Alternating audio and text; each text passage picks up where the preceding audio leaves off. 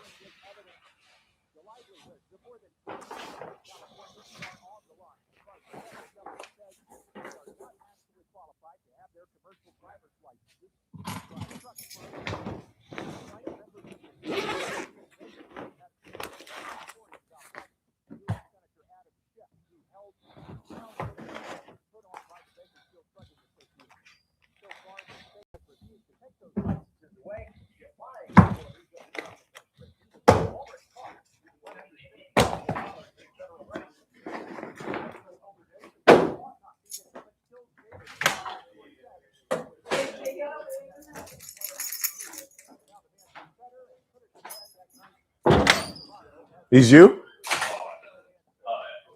Did I take the mic? No. I didn't.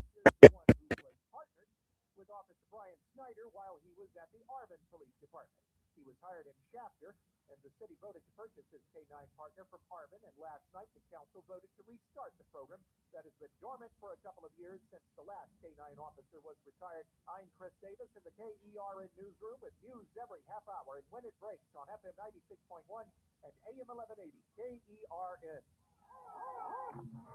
What do you think? The Army where you shoot a mile away? You gotta get up close like this. Bada bing! You blow their brains all over your nice side league suit.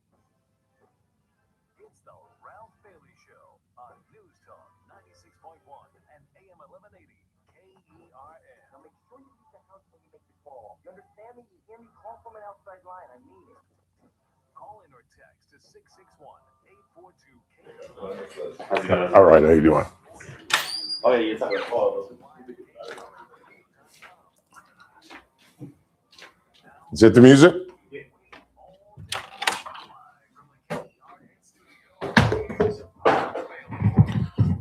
Hi, everybody, and a very pleasant good afternoon to you, wherever you may be, however you may be listening, or however you may be viewing.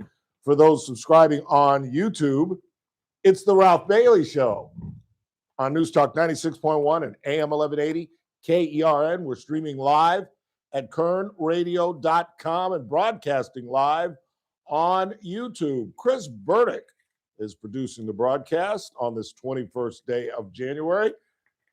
And I have the great fortune of having too much show.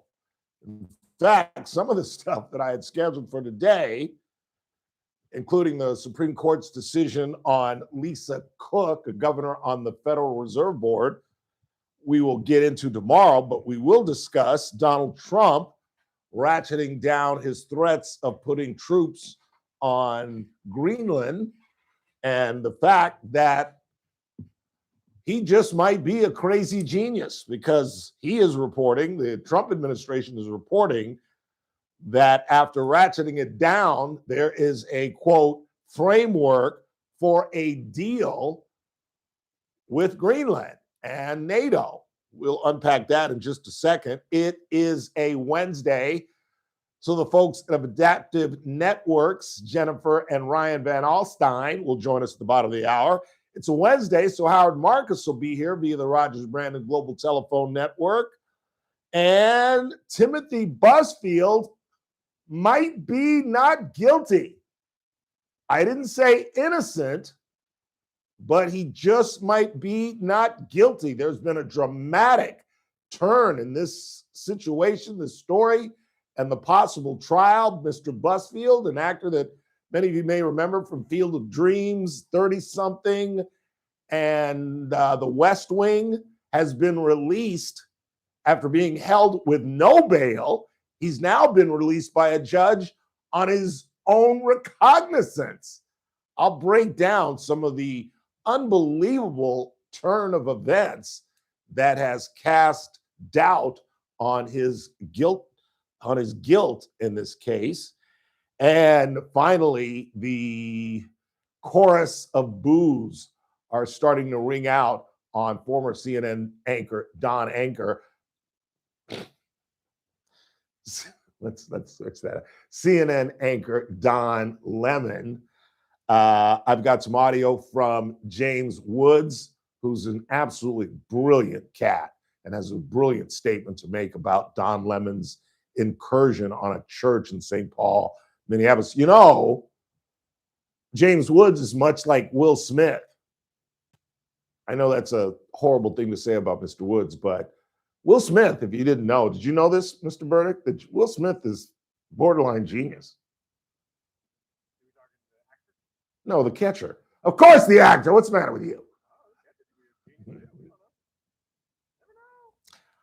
But yeah, did you know that? That he got a perfect SAT score and was supposed to go to MIT. And his mom said, I'll let you take a shot at Hollywood, and the rest is history, much to the chagrin of Chris Rock, but that's beside the point. But James Woods, the same thing. Got a perfect SAT score. And in fact, you can look this up. I think he graduated from MIT. I bet I can beat you if I could find my phone, but I can't find my phone, so you're going to beat me. Hey, Siri, did James Woods graduate from... Hey, Siri. Hello? Telephone, Siri. Hello? Hey, Siri. Brilliant cat, tried to tell you. And he's got a brilliant take on Don Lemon. Hey, you got accepted. Got accepted. Hollywood was calling. What are you going to do? MIT, Hollywood. It's not even close. But, and Megyn Kelly, you will hear from, has, as they say now in the 21st century, receipts on Don Lemon not only intruding on this church service, but lying about it. Megyn Kelly will break it down for you when we get to that later. And on top of that, Pam Bondi and the DOJ is dead set on prosecuting this guy, as well they should. And unfortunately, I did it again, Chris. Yeah, I did it again. No. I went down. By the way, I won some money over the weekend. I didn't even gloat about that. My buddy and I got down on Indiana earlier in the week.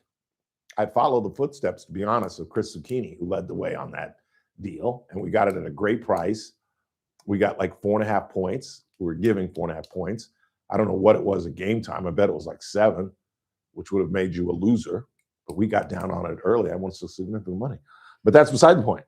No, I did it again, Chris. I went down the rabbit hole of a Facebook entry by somebody named, I don't know, he goes by Chris Baker, he goes by Chris Burrows, he calls himself a conservative patriot, and he went on and spread ugly, vicious, mean-spirited lies about Dr. King.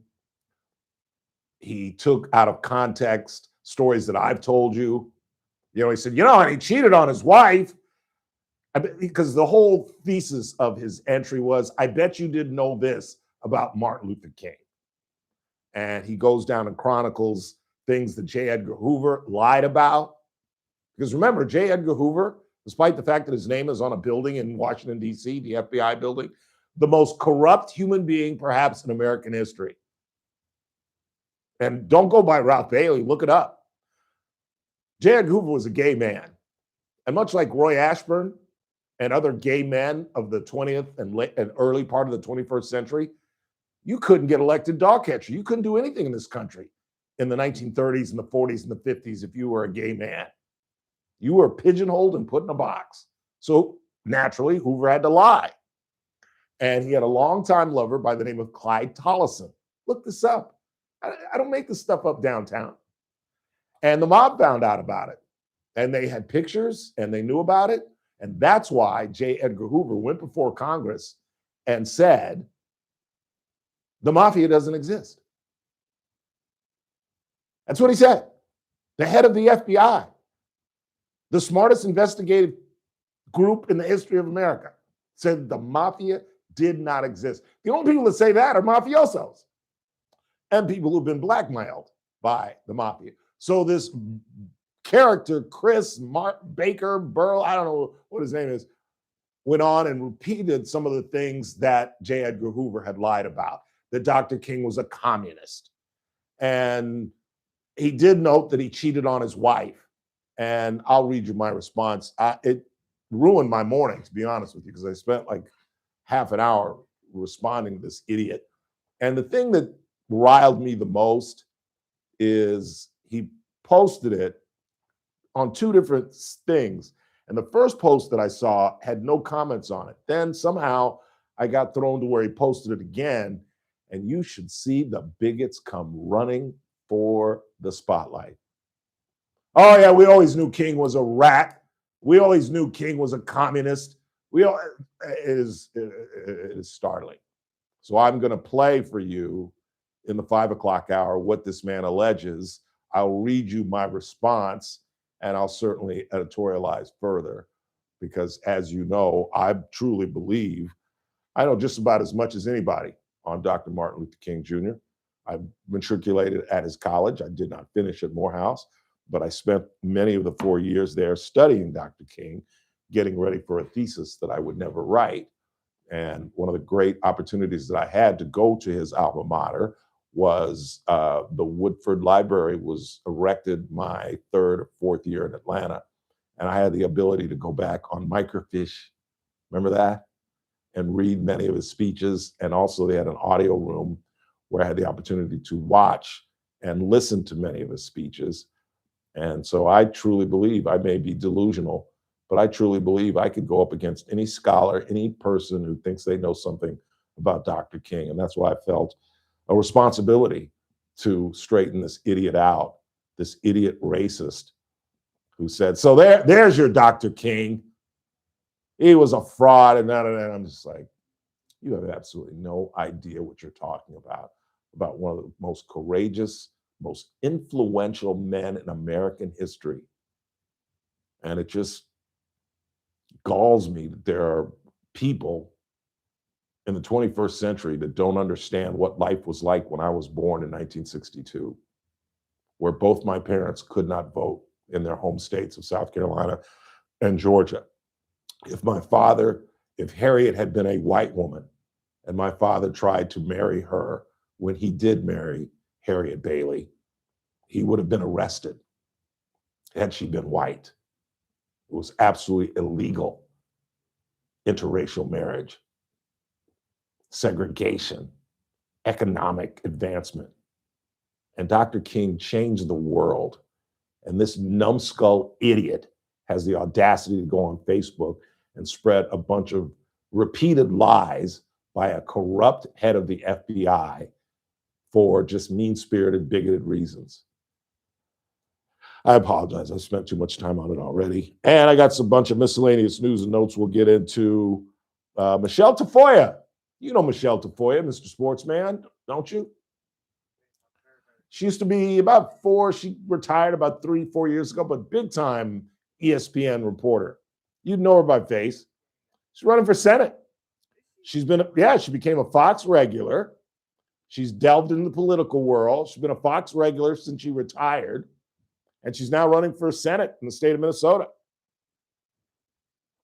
She's a brilliant woman, was a great sports reporter, and is a great contributor on Fox. And if I have time, which I doubt, I've got some random audio that I'd like to play. Have you ever wondered why the I-5 splits? You know how you're driving down to LA and the I-5 is going the other way across the canyon? You ever wondered about that? I got some audio that'll explain that. And I've got some other audio breaking down the 5 richest men in Los Angeles. You might be surprised who's on this list. I don't think you'd be that shocked who's the richest, but you might be surprised who's on this top 5 list. All that's coming up. It's the Ralph Bailey Show. We'll get started after the break. It's TRBS right here on News Talk 96.1, AM 1180, KRN, where we're streaming live at kernradio.com.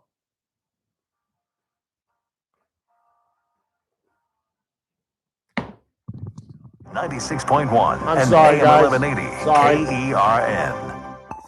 Thursday's Armstrong and Getty Show. Well, President Trump announced we are not going to take Greenland by force. So where are things now, and also what's going on in Iran? Plus, the Supreme Court's got a huge week this week, and we'll tell you about the cases before it and the effects they might have. Oh, busy. The news of the day, what's going on in the world on the next Armstrong and Getty Show. Weekdays noon to 2 on News Talk 96.1 and AM 1180 KERN. King Door Company continues to set the standard in the garage door industry, and I'm here to tell you a few of the reasons why. First off, King Door carries Clopay garage panels and LiftMaster openers, so you're guaranteed quality and reliability well beyond the reach of most garage door companies, and it just gets better from there. King Door has a fleet of fully stocked service trucks with all the parts and tools to handle any job quickly and efficiently, and those trucks are manned by the most knowledgeable technicians anywhere. They have all the technical expertise imaginable and the most up-to-the-minute training available. In fact, King Door is so committed to training that they have the King Door Academy, a full-size, state-of-the-art classroom right on the premises with all the latest teaching aids, including working garage doors to simulate any installation, repair, or technique. Your garage door is a very important part of the safety, security, and look of your home, so don't trust it to anyone but King Door Company. Call them today at 397-2744, stop by the showroom at 7450 District Boulevard, or check them out online at kingdoor.com. King Door Company, your company with the pride of a lion. Gold demand is skyrocketing to record highs. As more Americans rush to preserve their savings, will there be enough gold? I'm Dr. Ron Paul, and I believe physical gold is the only way to truly protect your 401k or IRA savings. Gold offers tangible security that can't be tracked, stolen, or inflated. That's why I strongly advocate for gold IRAs. To learn more, text the word SECURE to 989898 now. Birch Gold Group will send you a free info kit on gold IRAs. Birch Gold is the only gold company I trust, and their thousands of great reviews prove I'm not alone. So don't wait another second. Protect your retirement savings today and see how easy it is to move your IRA or 401k into physical precious metals. Text SECURE to the number 989898 for your free gold IRA info kit. Again, SECURE to 989898. Message and data rates may apply. Come see one of the top teams in the AHL as the Condors continue their chase for the top spot in the Pacific Division on Friday against Colorado. It's adult jersey giveaway, with the first 2,500 fans 18 and older getting a replica Condors jersey. Plus, it's $3 Beer Friday with Michelob Ultra and Mango Cart, just $3 from doors open through the start of the second period. Presented by Witness News and SC Architect. Doors open at 6. The puck drops at 7. The fun starts at just $15 at CondorsTown.com or by calling 324-POD. This is Condorstown. Are you looking for a hospital that truly cares for your health and well-being? At Good Samaritan Hospital, they provide high-quality medical detox, psychiatric services, and medical and surgical care. They accept most insurances, including Medi-Cal, Medicare, and Kern Family. They offer Kern County's longest-standing inpatient detox program with dual diagnosis that combines medical care and withdrawal management all under one roof. Learn more at GoodSamaritanHospital.com or call 661-215-7500. Good Samaritan Hospital. They care for their community. You're listening to The Ralph Bailey Show. Catch me weekday morning 6 to 9 a.m. on First Look with Scott Cox, News Talk 96.1 and AM 1180 KERN.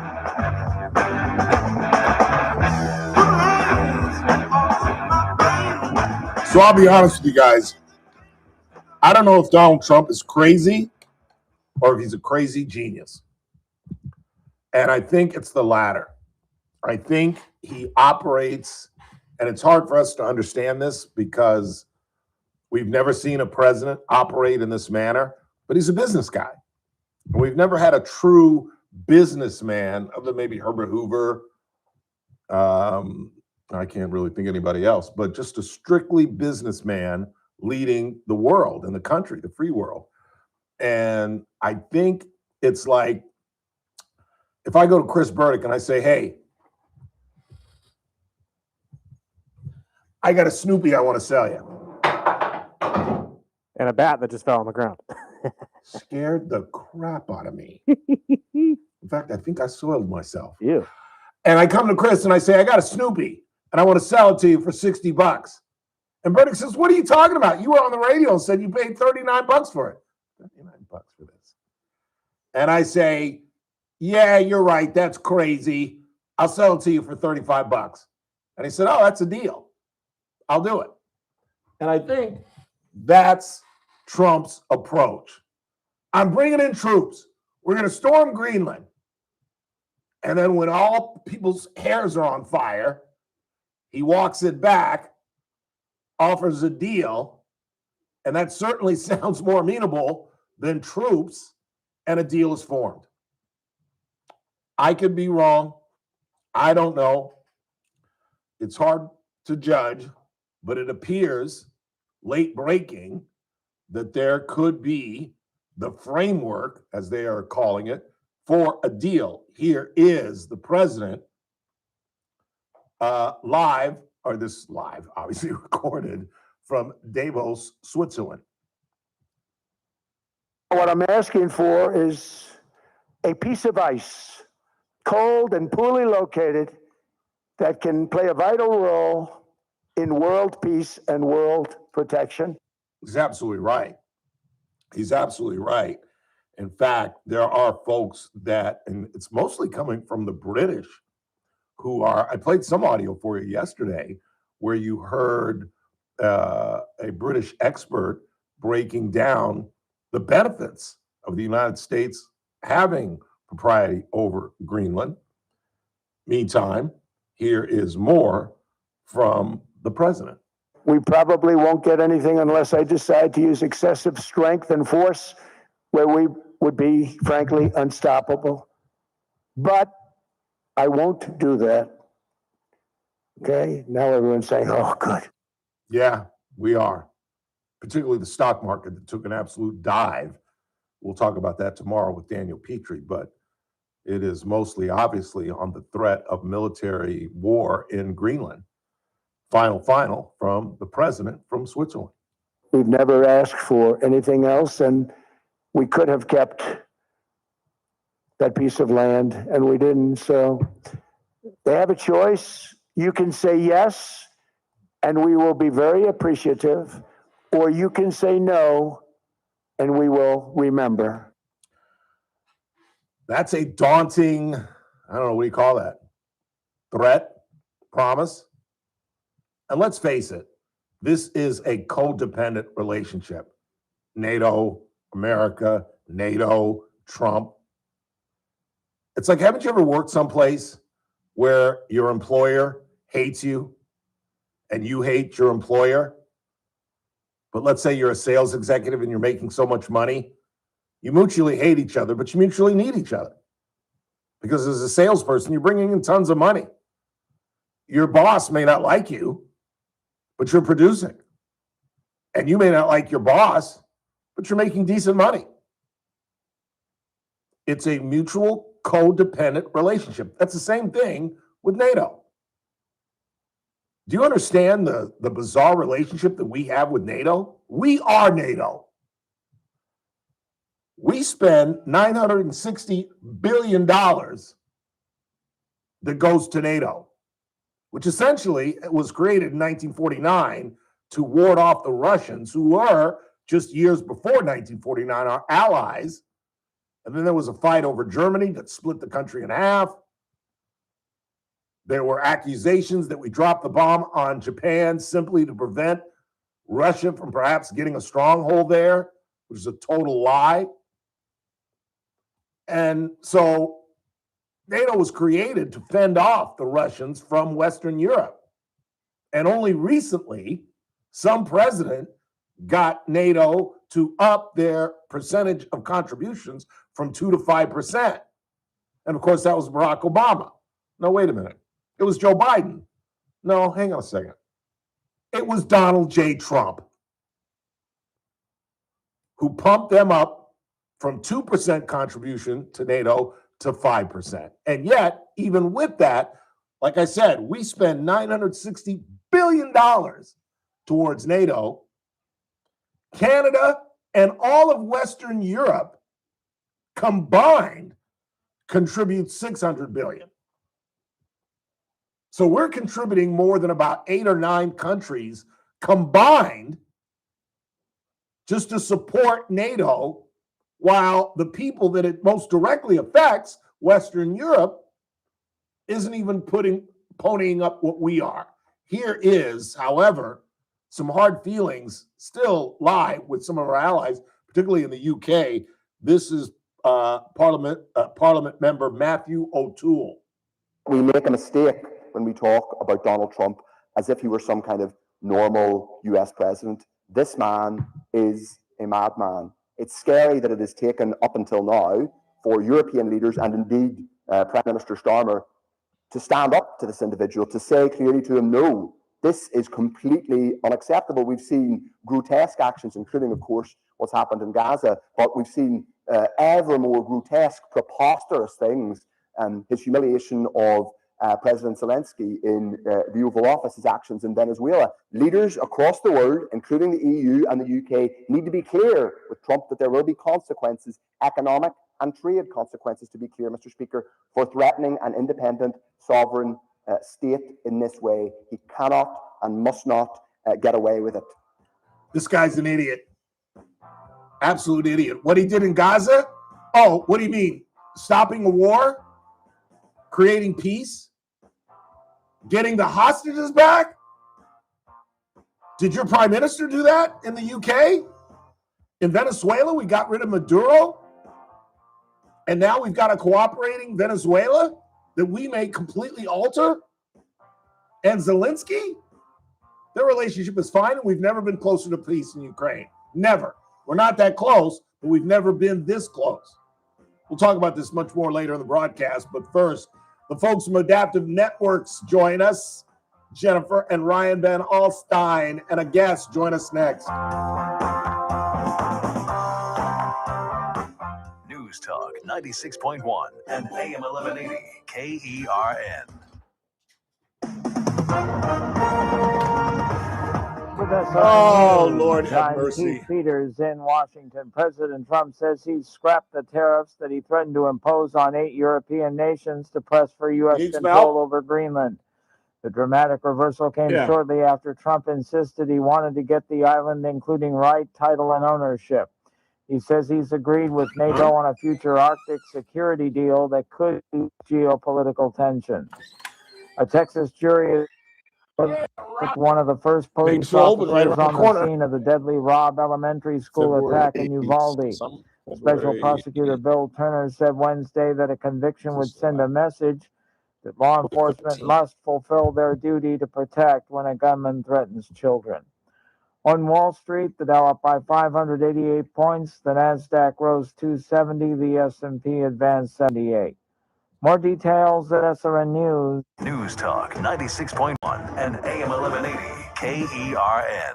From the KERN Newsroom, your live and local news update on News Talk 96.1 and AM 1180 KERN. I'm Chris Davis. A crash last night on Oswald Street killed a person and a dog, says the Highway Patrol. That happened just before 6 p.m. when they were both hit by a car. The name of the person killed has not been made public.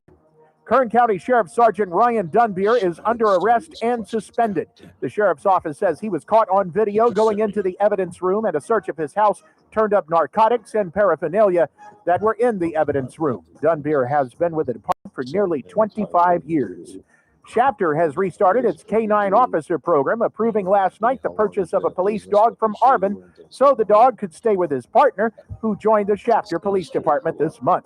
I'm Chris Davis in the KERN Newsroom with news every half hour and when it breaks on FM 96.1 and AM 1180 KERN. It's that man again, Ralph Bailey for Sangera Subaru. It's a new year, so why not get into the new Subaru that you put off in 2025? And just because it's a new year doesn't mean the guys over at Sangera Subaru have slowed down. So if an SUV is what you've been leaning towards, then how about leasing a 2025 Outback Premium CVT for only $229 a month for 36 months and just $4,800 due at sign. There we are. Say that Hey, again. how are you? Ralph Bailey. $229 a month for a brand new What's up, Pop? Outback. Come on and in. The offer ends February 2nd, so stop by and see my good friends Damon Culbertson and Hassan Levy. Pick out your new Outback and hit the road. And remember, every Subaru comes standard with symmetrical all-wheel drive. Sangera I'm Subaru, outstanding. paving How are the you? way for a better Lovely. community. 5500 Gasoline Alley Drive in the Bakersfield Auto Mall. February 2nd, 2026. Lease 2025 Outback Premium CVT model code STG-13 for $229 a month for 36 months. $4,800 due at lease signing plus tax and license. Zero security deposit. 10,000 mile year limit. 15 cents per mile overage. MSRP $36,506. VIN number S3333175. Financing for well qualified buyers only. Subject to credit approval. Offer ends 2/2/26.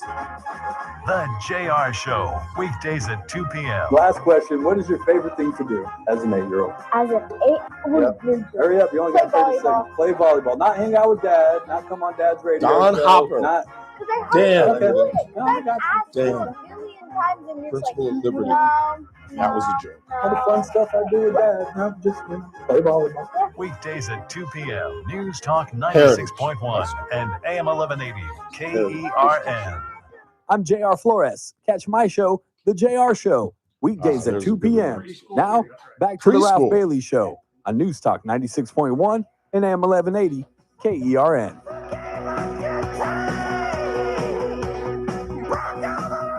842-5376, 842-KERN. Coming up at the top of the hour, it's a Wednesday. Howard Marcus will join us. I'll tell you about the dramatic turn in the Timothy Busfield case where he's accused of molesting 2 children.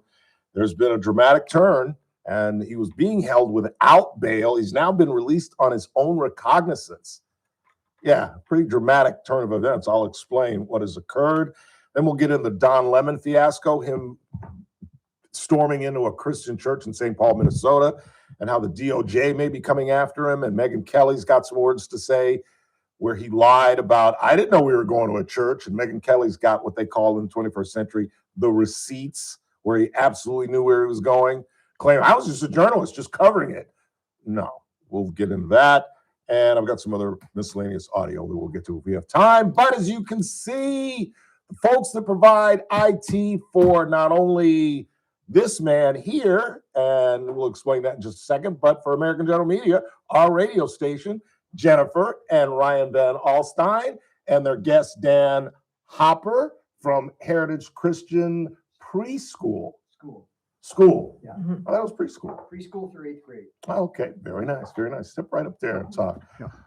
Jennifer, introduce your guests and talk to us, Dan, about how long you've been involved with IT and why you got involved with Advanced Adaptive Networks. Okay. Yeah, so Dan's been one of our longtime clients. Ryan's been serving Heritage Christian School for about 13 years now. Wow. So yeah, we wanted to, as we're your regular guests now, which we're very excited about. We don't want to bore your audience with talking about computers every week. So we thought we would invite some of our clients in to just kind of tell them about, tell your audience about their business and then their experience. Yeah. Yeah. Was Adaptive Networks the first IT team you hired, or were you dissatisfied? And how did they get on your radar? I wasn't there 13 years ago, so I don't know. I've been there 8 years, but they were solidly our IT group when I got there, doing a lot of things. They've helped us grow in a lot of ways over the years that I've been here. Yeah. Expound on that. I know how they've helped us in just a very short time. Well, during COVID, for example, when we did a lot of online classes, we needed a lot better Wi-Fi coverage. So they provided that, which involved a lot of physical installment of the access points, if I'm using the right terminology. May not be.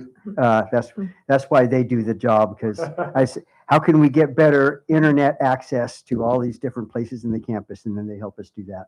Yeah. And they've helped us upgrade from servers to the cloud and a number of different things. Yeah. And Ryan, how do you bring in clients like this?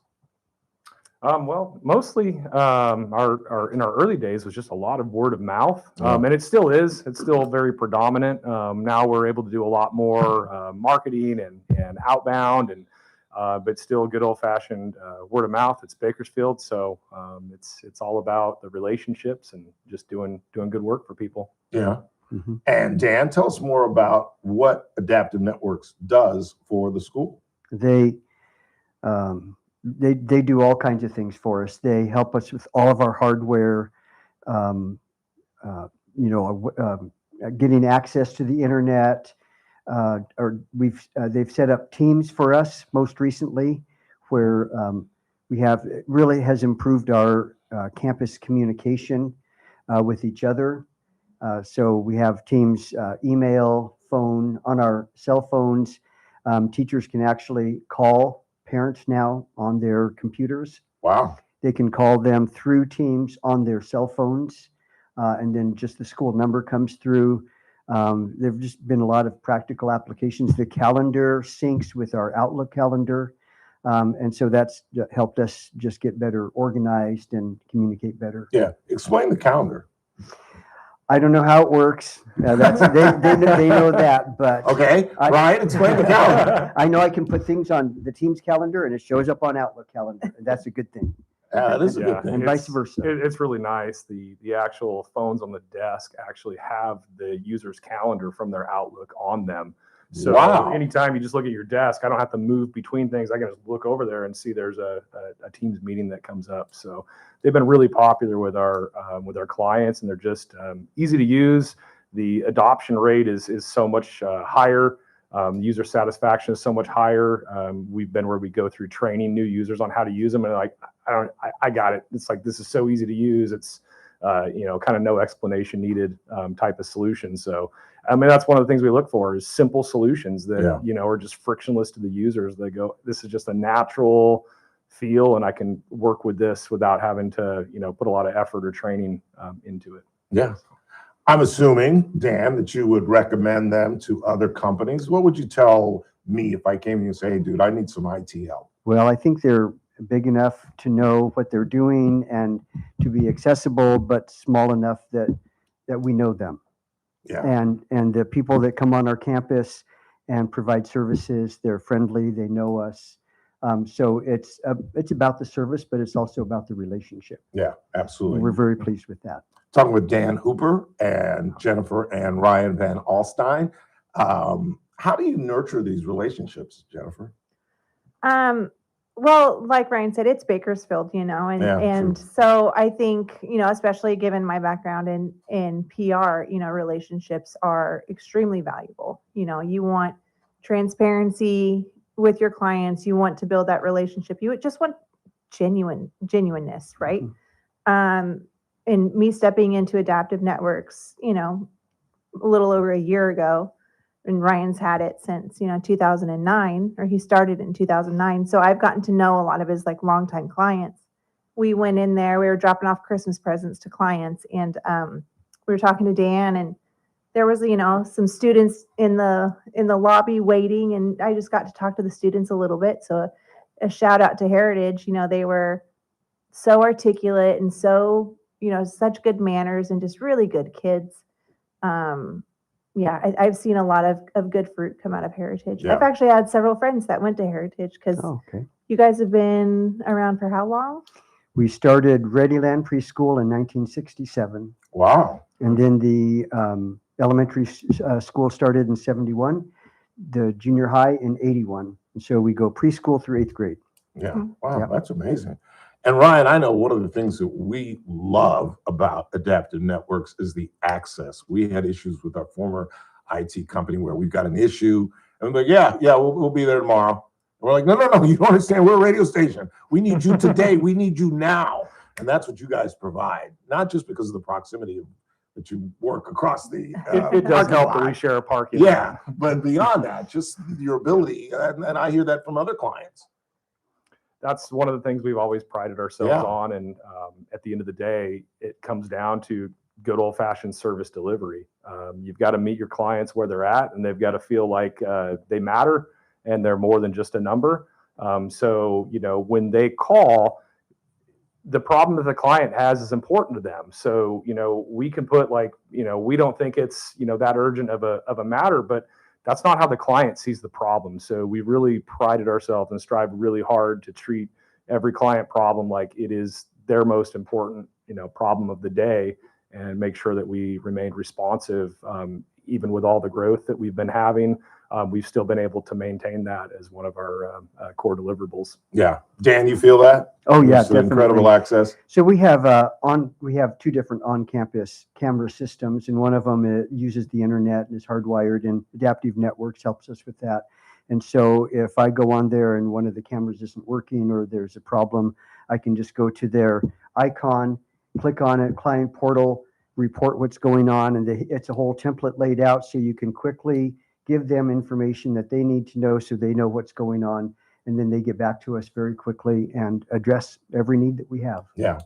I'm running out of time. We're talking with Jennifer and Ryan Van Alstein and one of their clients, our man Dan. Tell us about you, Dan. Tell us about your career. How'd you get into education? And are you from Bakersfield? Where'd you grow up? Boop, boop, boop. I grew up in Oregon. My wife and I both. We've been married 46 years. Congratulations. We have 3 adult children and 7 grandchildren. Wow. All of whom are adults except for the youngest one. The grandchildren are adults? Yes. Wow. Yeah. I'm that So what are you, old. 45, 46? I'm over 50. a little over 50. I use that too. Yeah, there you that go. too. Yeah. So I got into Christian school work in '87. We moved to LA and to go to a Christian school there. And I've been. What school? It was a little tiny school in Cudahy next to Downey. Okay. So I've been in Christian school work at almost 40 years now. Wow. Congratulations. Thank you. Congratulations. Ryan, I'm running out of time. I'll give you the last word to pump up Adaptive Networks. You can mention AGM if you'd like, but you don't have to. Yeah, well, we love supporting AGM and doing work for these guys. They've been a fantastic client. And, our main thing is just keeping everything simple, stable, secure. We believe that there's a way to deliver service to guys that just works. And that's what we're all about. And so if you need any help with IT, you can go to our website at adaptive-net.com or call us at 661-241-0638. Jen, you want to add anything before we go? I wanted to bring Dan on because he's been a longtime client, and that's our big thing. Is we want the guys that have been around for a long time to, as we're growing as a company, I don't want their service delivery to drop any, at all. And I don't think it has. I just sent out reports to all of our clients for like, hey, this was your ticket count last year. This is, these were all of our SLAs, and through our portals, they've all scored very, very high. So it shows me that they're satisfied with our service. So absolutely. Dan, nice meeting you, sir. Nice to meet you. Appreciate you coming in. Jen, Ryan, great to see you guys. We'll see you in a couple of weeks. And again, don't forget, you can reach them at 661-241-0638 or go online at adaptive-net.com.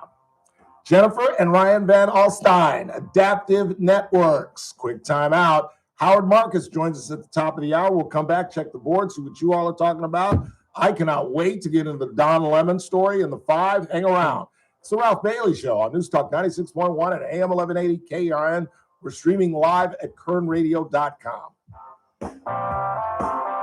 That was great. Nice job. That was outstanding. It was really nice News meeting you. Talk 96.1 and AM 1180 KERN. As an Start LA your native. day right. First look with Scott Cox. My sister 6 used to to live 9 in Dallas. a.m. On Yeah. the Thursday edition of the First Look program, it's not a Dr. Corey Thursday, which means no burritos, but we will Bunch of subsidize communities. his There really absence is no with LA. state-of-the-art news and Exactly. traffic. It really and is weather. no LA. It's all happening 6 to 9 little a.m. right Burbank here at News Talk and 96.1 and streaming live on the internet at kernradio.com. Yeah. First look with Exactly. Scott Cox, 6 to Exactly. 9 a.m. News Talk 96.1 and AM 1180 Right. KERN. Yeah, I was Attention, just giving you a bad Medicare time. beneficiaries in Kern County. If you're eligible for Medicare and looking for a doctor who listens and cares about you with minimal wait times and prompt referral authorizations, it's time you learned about QualCare IPA.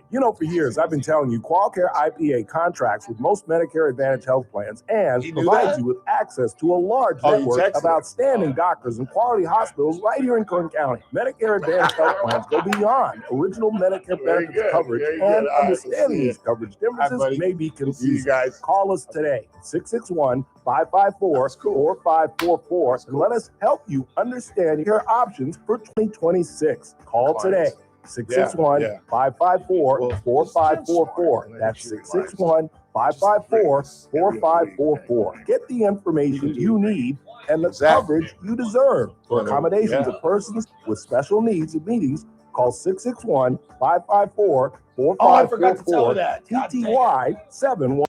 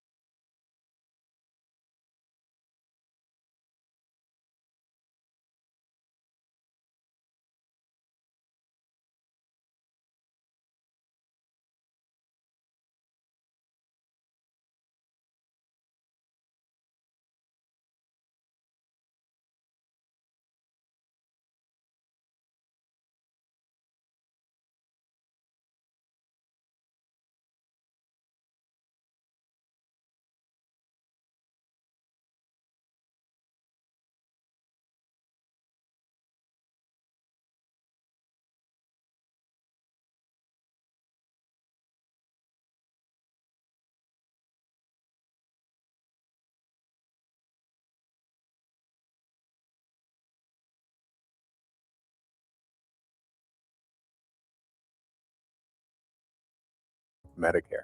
Medicare can be so terribly confusing. That's why my wife and I were so glad that we went to Paul Sheldon. He and his staff were incredibly helpful to us. So I would recommend Paul and his agency to anyone. Thank you, Paul, for all the help that you provided, giving us an excellent sense and direction of how best to satisfy our needs when it comes to Medicare. When Medicare matters, our team has the answers. Team Paul Sheldon. 398-2298. The Armstrong and Getty Show, weekdays noon to 2 on News Talk 96.1 and AM 1180 KERN. Now, back to the Ralph Bailey Show. Try now, we can only lose, and our love become a funeral. Forgot my list again. And I added to it again last night. At this point, I'm just assuming this list will never pop up. I had a rough night last night. I was watching Coco. Like the Disney movie? No, Goff. Sorry. Yes, I was watching the Disney movie. I didn't even know there was a Disney movie called Coco. Yeah, it's no, I was watching Coco Goff. About Day of the Dead, actually. Yeah.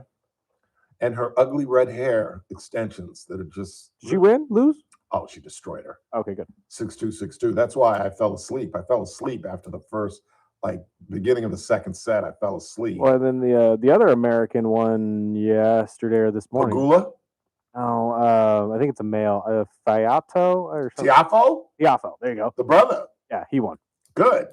There are a lot of Americans hanging in there. We'll see how far they advance. We're only on the second round. But I fell asleep. And I woke up at 10:30. And I was like, damn. Because I know what that means. 7:30 to 10:30, 3 hours. I was up till 2:30 in the morning. Oh, easy. Easy. I think I finally fell asleep around 2-ish. And then I had some things to do for KCCD this morning. And I don't know, my whole morning was just kind of screwed up. How did we go down this hole? And then I got obsessed with this guy that I guess I have time to do it now, but I'll do it later when I have extended. I got a hard break coming up. What do you got on the board? Oh, let's see. Don't we already have a military presence in Greenland? Yes, but it went down from 15 bases to 1. And now with with Russia and China hovering around there and showing interest, I am of the thought, and maybe this is stupid and no way to run a country, anything China's interested in, we should get interested in. The fact that we have not delved into Africa looking for mineral rights and all this nonsense, magnets, etc., that deal with, not just phones, but our military technology, while China's down there providing all kind of land and promises and doing this and this for those mineral rights. So I think anything that they're interested in, we should be interested in. And Greenland is, as I'll play a little bit later, a significant piece of property in terms of global warfare. Now, that's a horrible thing to think about because when I'm talking about global warfare, I'm talking about World War III. But it's something, a reality that we have to deal with and that we have to address. And I was openly critical of the president's approach, but if there truly is a framework for an agreement, he's the mad scientist. And this isn't the first time we've pissed off NATO. This isn't the first time we've pissed off Western Europe. Do you remember? Do you remember George Bush's entrance into Iraq? Their hairs were on fire. They were calling for, some British Parliament members were calling for the 25th Amendment on George Walker Bush, and called Colin Powell, who broke down why we were going into Iraq, why we were going to go into Afghanistan, and they called him a liar. Now, some of the things that Colin Powell said were untrue, it was proven. Weapons of mass destruction, etc. And Colin Powell went to his grave not forgiving George Bush for sending him up to the UN and having him lie. Now, maybe it was a mistake or a lie, who knows? But I do know that Colin Powell, their relationship, he and George Bush's, was almost permanently damaged by that speech that he gave, which inevitably ended up not being true. So my point is, I don't know why I got off on the side of the road on Colin Powell, but my point is, it's a codependent relationship we have with Western Europe. And if they want to go it alone, if they want to fend off Russia and China by themselves, go right ahead. Go right ahead. I am not fearful or worried, as Democrats are pretending to be, that our relationship with NATO has been damaged, because we need them just as much as they need us. In fact, I think the relationship is more in our favor. So I guess in some ways I'm correcting myself, because yesterday I was willing to walk away from Donald Trump. I thought he was clinically insane. I was thinking about the 25th Amendment, which has to begin with the cabinet, so it's never going to happen. But I didn't understand what he's doing. But again, if is a big word, but if he emerges with a deal, some kind of deal where our presence is advanced in Greenland, because that was the point I was trying to make yesterday. We don't need the ownership of Greenland to have a greater presence. They would love to have us there. And I don't think they want to depend, I don't think Denmark or Greenland want to depend on Western Europe. If you weren't smoking weed in 10th grade history, Western Europe's history of fending off foreign foes ain't great. Ain't great. Started in the 19th century, extended into World War I, then into World War II, where it was absolute appeasement. Neville Chamberlain, we can do business with Mr. Hitler. No. And who came running to the rescue? Who liberated France? Again, for those smoking weed in history, the Germans at one point in the 20th century occupied France. I know some of you are like, what? Yes, they occupied France. And the United States and the Allies had to come in and get rid of the Nazis to free France. They owe us more than just the damn Statue of Liberty, boy, I'll tell you that. What else you got? An attack on a NATO country is considered an attack on all NATO countries. So what would happen if one NATO country attacked another NATO country? That's called Article 5 of the NATO agreement, and you're absolutely right. That is an absolute impossibility. That is an absolute impossibility.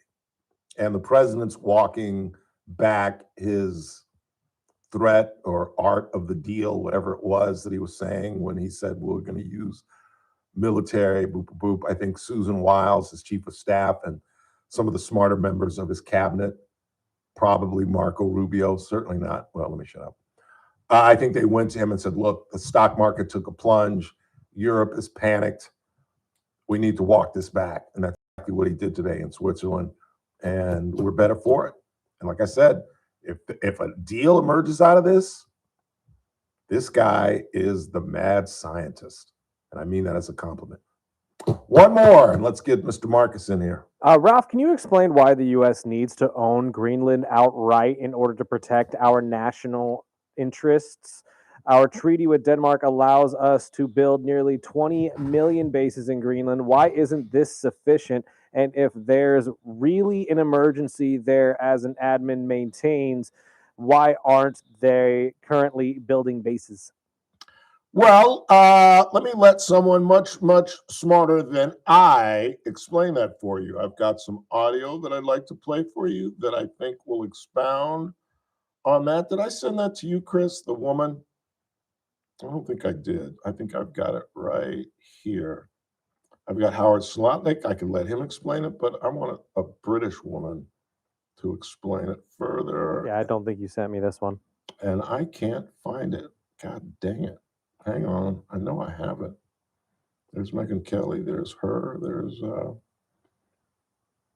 hang on. Don't go anywhere. Here we go. Please stand by. Lots of people asking today why all of a sudden Greenland is on the agenda, but it's not suddenly, because the US has wanted Greenland since, I think, the 1800s, hasn't it? Well, sure, but it's more pressing right now because of hypersonic missile defense. So the hypersonic weapon systems, obviously their radar for those, it is in Greenland. So missile defense systems are going to be operating out of there. They are high-speed Mach 5 missiles. And the rare earth minerals that are in deposits in Greenland, there's samarium cobalt, and that is used in hypersonic weapons. It's used in the fins, and it helps them maneuver at really high temperatures. Oh, right. Okay, that's really interesting. So how much of cobalt is in Greenland?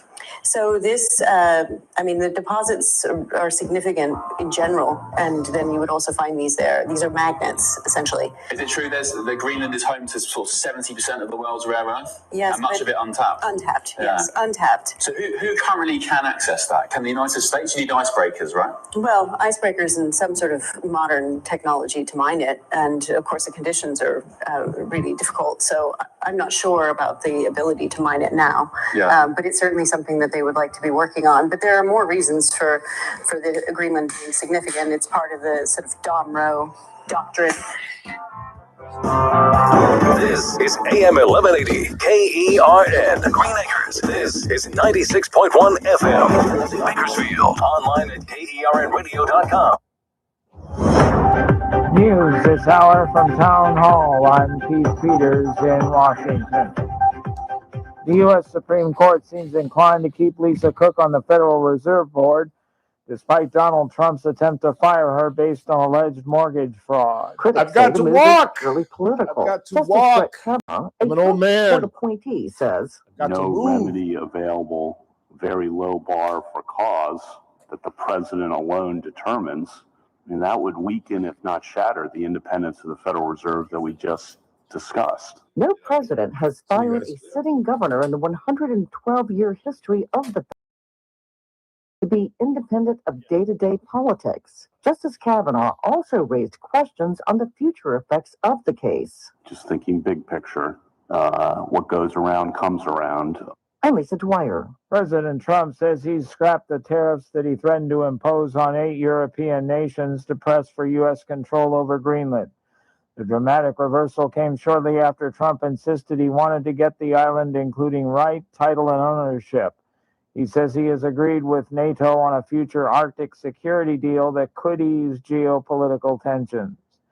As the issues surrounding ICE escalate in Minneapolis, the business climate is taking a hit. Businesses and customers are staying at home. Some protesters are targeting businesses they see as aiding federal immigration enforcement. Countless stores have temporarily closed, canceled events, or reduced hours. Some hotels that house federal immigration officers and saw protests have stopped accepting reservations altogether. The Minneapolis-based Target Corporation has also been the target of protests. Bill Alexander reporting. On Wall Street, the Dow up by 588 points. The NASDAQ rose 270.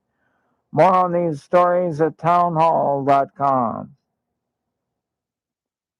Wesley Financial Group is not a law firm. Chuck McDowell here with Wesley Financial Group. My 78-year-old friend Linda called me yesterday. She bought a $40,000 timeshare in Nashville. She was told it was a great investment and that he would personally book all her vacations. All lies. She called our sales rep, Chris, the next morning at 4:57 a.m. to cancel, and she was told it was too late. You had your chance yesterday. Another lie. She has 10 days in Tennessee. I am in a war with the timeshare industry because people keep buying their lies and they don't want me to help you. If you need a timeshare, I'm sure one of the 3,500 people that call my office weekly would love to give you one of theirs. Or go online and pay $1 for it, but stop paying $40,000 for lies. It's time to stop the insanity. Don't wait another day. Call Wesley now for your free timeshare exit kit. 800-364-7711. That's 800-364-7711. 800-364-7711.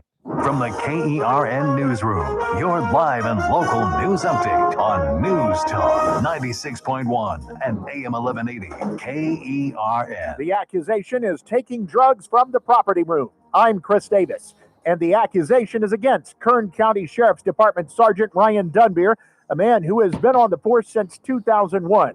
But the Sheriff's Department says he was caught on surveillance going into the evidence room while he was off duty, and a search of his house turned up drugs and drug paraphernalia from the evidence room.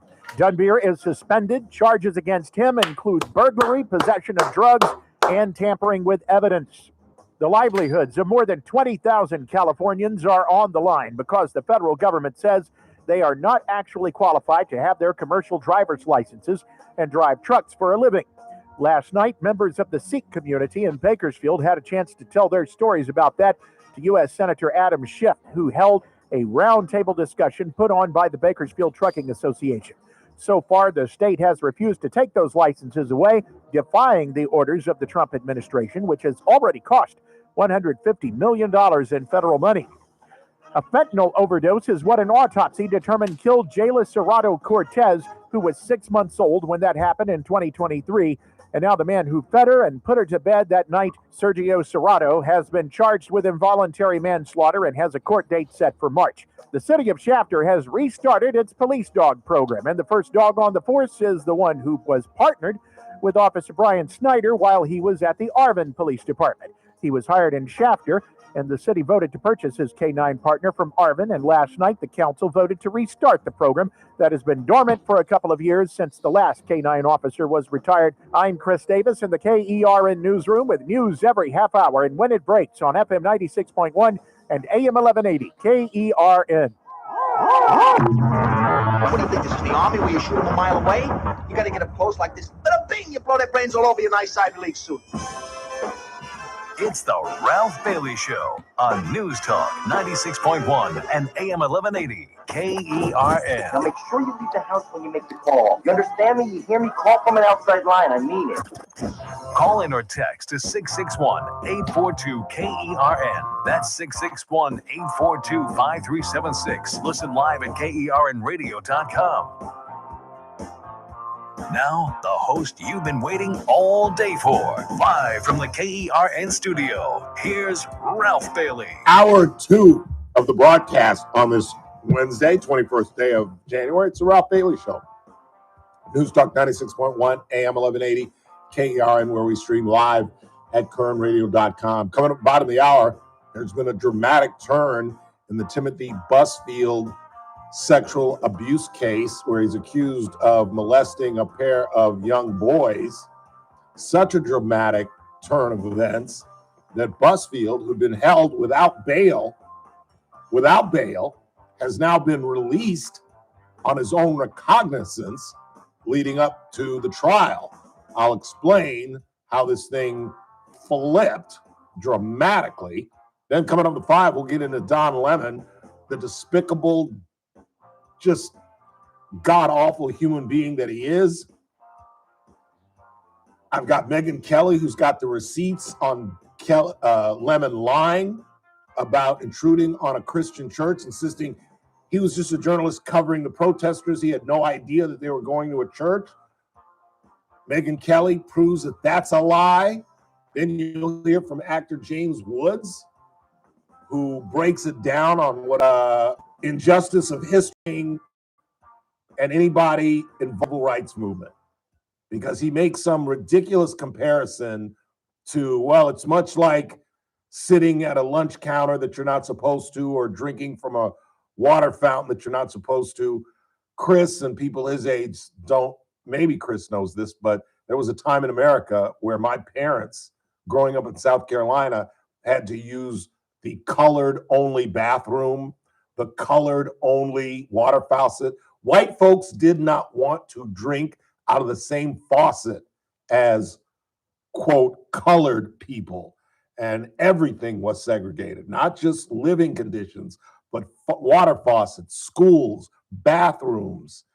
And to compare civil disobedience and what Dr. King did to what Don Lemon and those despicable human beings that followed him into that church in St. Paul did is a ridiculous comparison. And I would love to interview Mr. Lemon and ask him, do you really think Dr. King would have done that? Do you really think Dr. King would have intruded on a church to make his point, to attain equality and justice for blacks? Meantime, all your people are trying to do is get rid of ICE and the federal government. And Dr. King was fighting for the rights for, I don't know, to vote, to live where you want, to go to what school you want. And even he would have never stooped as low as intruding on worshipers on a Sunday. He's just a despicable, god-awful human being who will never be on television ever again. Thank you, Jesus. But it is a Wednesday. The room was completely black. I hugged her and she hugged back. Like the fella once said, what? Hole in the bone. Get it right, Dean. Come on, stay with me. Spinning, I go to sleep. I go grinning. If this is only me beginning, my life is gonna be beautiful. Howard Marcus, what's really going on, Howard? Howdy. Hey, just a side subject, not to get in the weeds, but one of the movies I really liked that shows how the attitudes were back in the 60s was Mississippi Burning.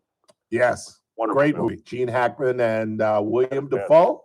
Yeah, William Dafoe is the field office, and Gene Hackman is kind of the rogue guy that actually ends up getting the job done. Yeah. Willing to go beyond the restraints.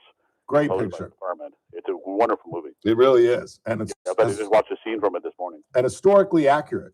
Yeah, it actually shows what happened, shows the convictions at the end.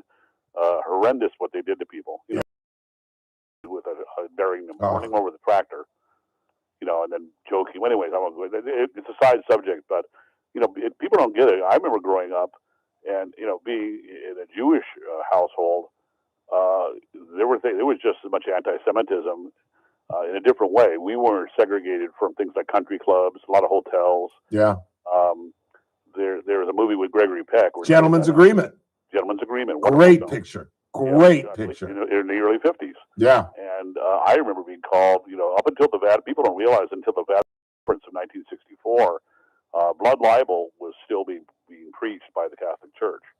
And I had little Hispanic Catholic kids in my neighborhood calling me a Christ killer. Yeah, you know, when I was a kid. I had no clue what they were talking about. But that was not changed until the 60s. So it shows with one generation how things have changed. Yeah. And all for the better, really. Well, it looked like that, and then it seems like now, all of a sudden, out of nowhere, there's been a spin where anti-Semitism is on the rise and thriving. Yeah, Holocaust denial, anti-Semitism. You know, my liberal Jewish relatives, you know, I pointed out to them that traditional allies for civil rights for minorities, more so than most of the population, you know, most of the segments of the population, Jews were infamous or famous for supporting those rights, and now we're being turned upon by the very people that we were always supporting, and in the case, by the way, Mississippi Burning, dying for. Yeah.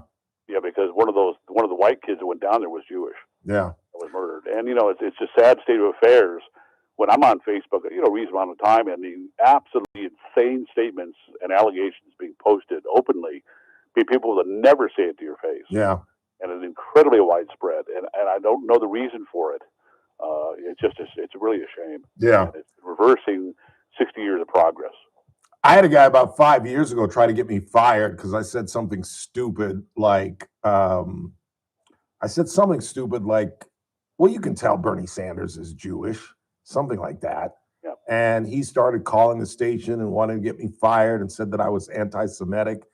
And I just found that so peculiar because I had so many Jewish friends growing up. Yeah. And I remember coming home from Jim Stein's bar mitzvah and begging my mother, can't we be Jewish?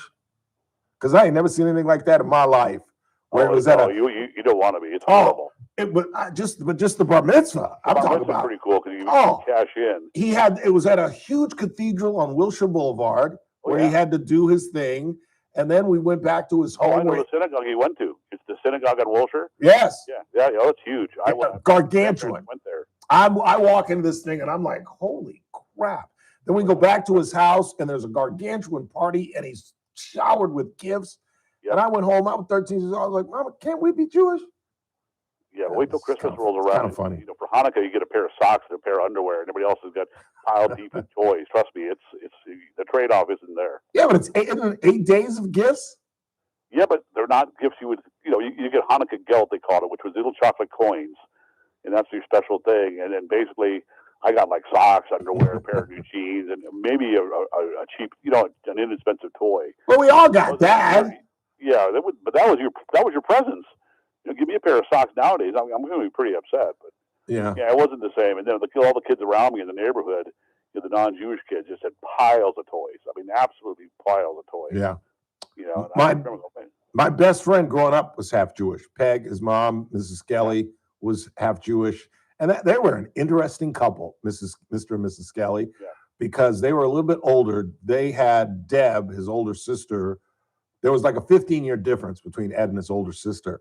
So they were much older. They were in their 50s when we were in high school, which was unheard of for us because most of the parents that we knew, including mine, were in their mid-late 30s or early 40s, and the Skellys were in their 50s. And to think that Edward Joseph Skelly Jr., Ed's dad, married a Jewish woman, Irish Catholic, marries a Jewish woman in the 40s, is absolutely unheard of. And both their families must have been like, say what? But I always found that interesting. Well, you remember the TV show, but people don't know what we're talking about at this point. Bridget Loves Bernie. Yes. A breakthrough show because it was a Jewish person marrying a Catholic. Yeah, that was a great show. Obviously, Bernie being a Jewish name. It was a great show, yeah. Wasn't it Meredith Baxter Burney? Meredith Baxter Burney played Bridget. And David Burney played Bernie. Yes, he did. And I guess in real life they sort of hooked up or something. I don't remember the specifics. But, it's a change in attitude. People take for granted today the civil rights that people of every spectrum and color have died for. And now we've taken it to the point where they're using this very civil rights to abuse others and deprive them of their civil rights. Yep. That's the saddest point. And, the civility is completely gone. Any behavior on the left apparently is tolerated, even up to the point now of physically accosting people and attacking them in the street. Yeah. They footage after footage of people wearing yarmulkes being, assaulted on the subway, things like that. Yeah. And I'm pretty militant about it. You do it to me and you're going to end up in the hospital. Yeah, I agree. I agree. I support you 100%. 100%. So the question of the day, Howard, is Donald Trump crazy or is he the mad scientist? No, he's brilliant. The latter is a compliment. No, he's brilliant. I'll tell you what, and there was another observation that somebody else made. He's not made one claim or one statement or one action that he's not been able to successfully ratchet down or even back away from to get what he wants. He's done that continuously. He'll go over the top, and then people on the left's heads explodes, and he gets to do what he wants and backs off. He's done that with tariffs repeatedly. Yep. In fact, I just read the article. Norway, the thing with Norway and Denmark and all this stuff going on, the head of NATO confirmed a deal is on the works. So it's not just Trump's rhetoric. Yeah, the framework of a deal. Yeah.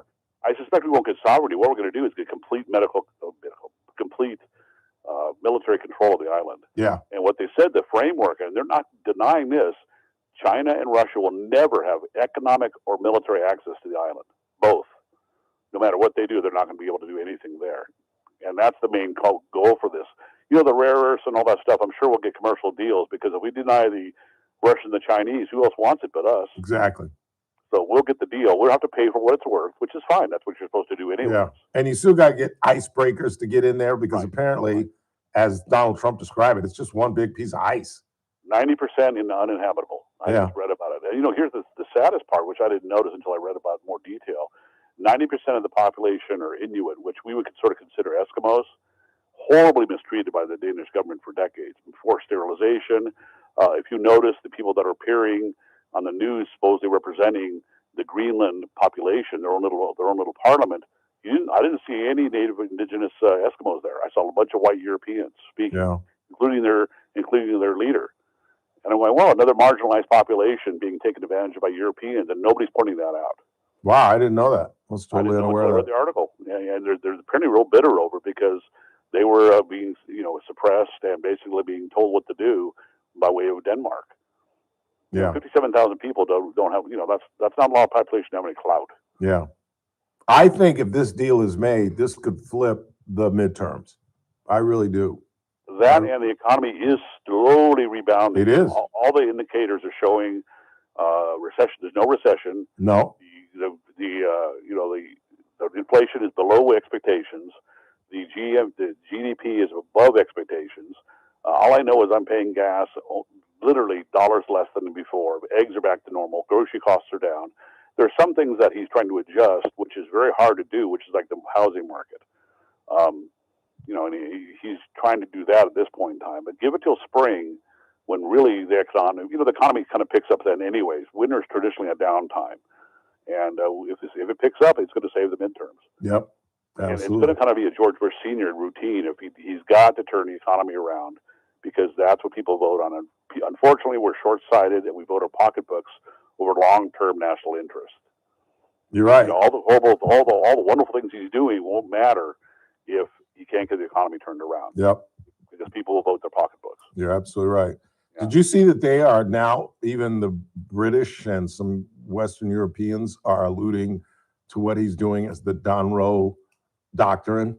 Yeah. I like that. I call that. That's pretty cool. Yeah. And well, he's going to do that, for good or ill. Venezuela is still an unsettled issue. We just took out one figurehead, essentially. There's just as many people as horrible as Madero's, and we have to finish that job. We have a tendency to step away, and all of a sudden it drops off the news. And unfortunately, we're going to have to go in there and do something more than what we've done.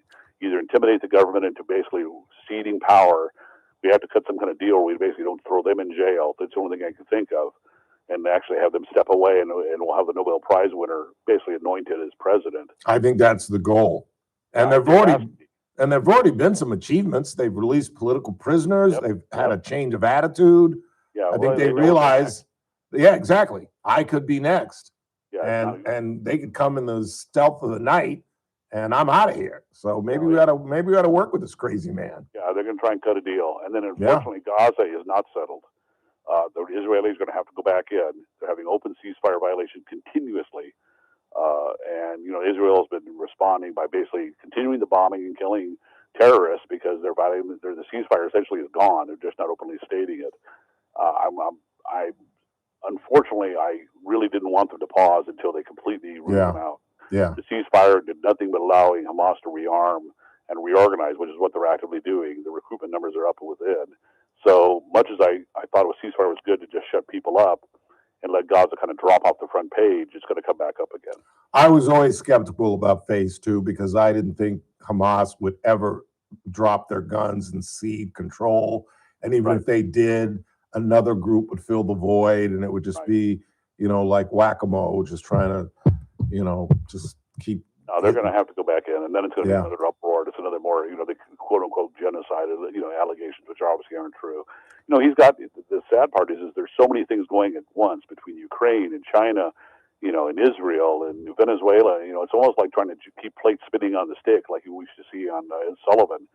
And they're all critical, and they're all priority.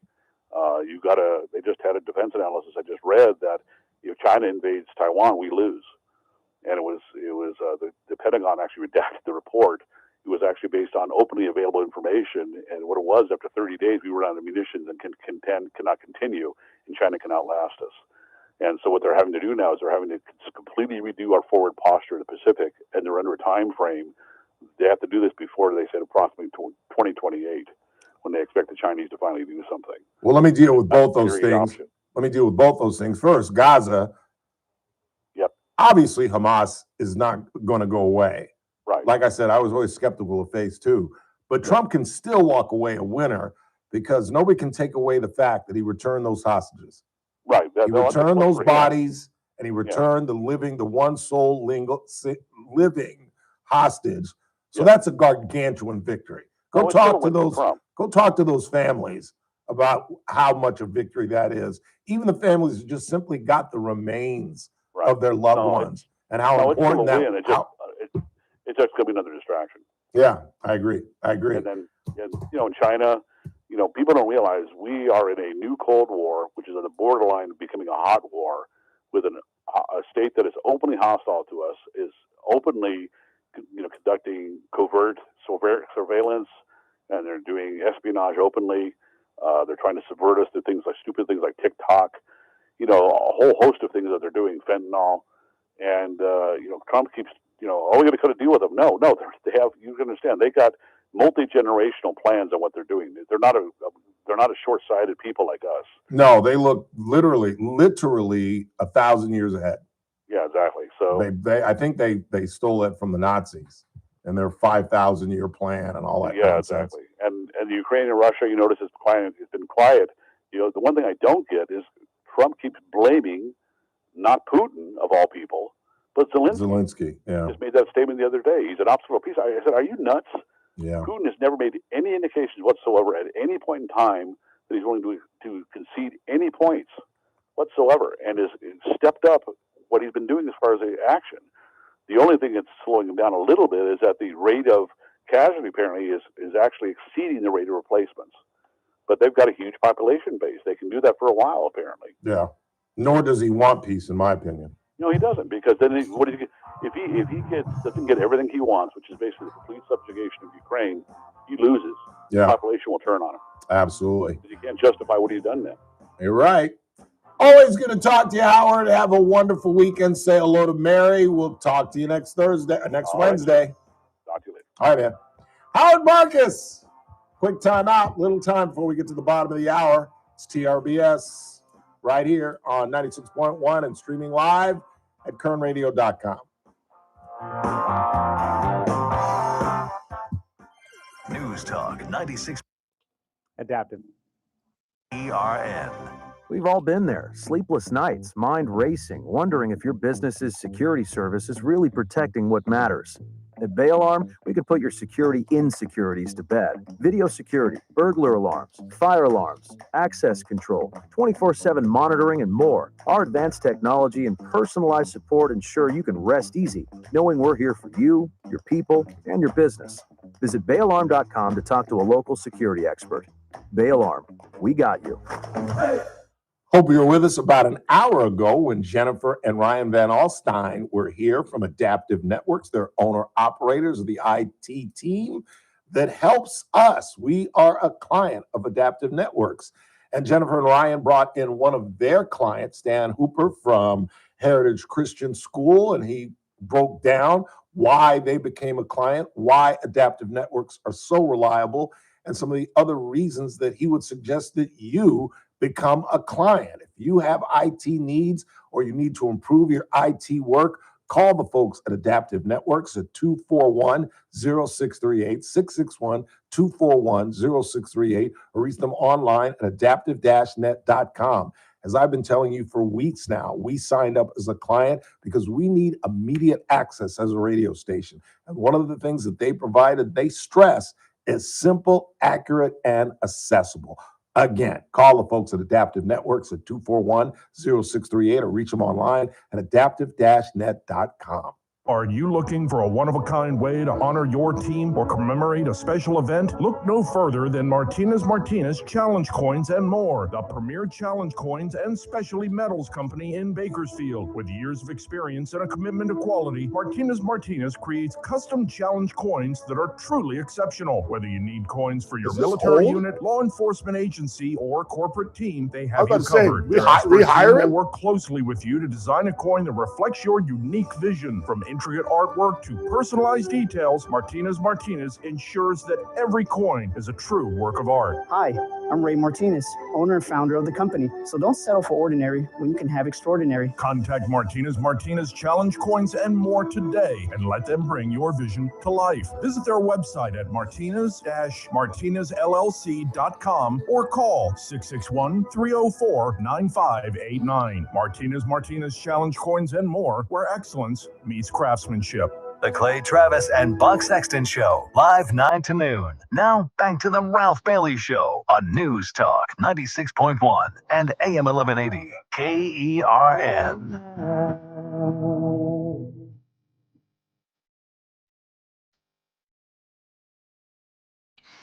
The elusive musical list sitting on my bed. Because every time I hear a song, and I'm like, ooh, I want to hear that. I write it down. But I neglect to, you know what I'm going to do tonight when I get home? I'm going to take the list and I'm going to put it in my bag. I'm literally, because I leave my bag in my living room and I take the legal pad and I take it with me to my bedroom. But I'm going to take the bag to my bedroom. I'm going to grab the list and I'm going to shove it in the bag. Now, that is a good idea. I'm not going to sit here and say it isn't, but I've been waiting for you to stumble upon this one as well. Why not just take a picture and send it to me? Because some of the times it's like in the middle of the night and I like scribble. There's no way you could read some of this stuff. Like I'll be laying in bed and watching a movie. Yeah. And a song will come on in the movie and I'll be like, oh! And I just scratch it and there's no way. Okay. No that's the case, then I understand. But because I think actually I will have to decipher it my damn self. Like, what? What was that? I can't even. Because I mean, literally, some of them are like, what do they use to 2 call in the morning? The codexes, the things that you would get from like spyware and spyglass stuff. You know what I'm talking about? Yeah. Well, that's what I'm gonna have to do. Because a lot of times, like I'll be on the phone, going through the reels, and a classic song will come on, and I'll just grab the thing and just be like, just I'll be able to read it later. And I was looking at it the other day, and I was like, well, that song's gone because there's no way I can read that. Sometimes I can't even read my own chicken scratch. We head into the back half of the hour. We'll talk about the dramatic turn of events in the Timothy Busfield prosecution on sexual charges against a couple of boys. I'll have that for you after the break. Don't go anywhere.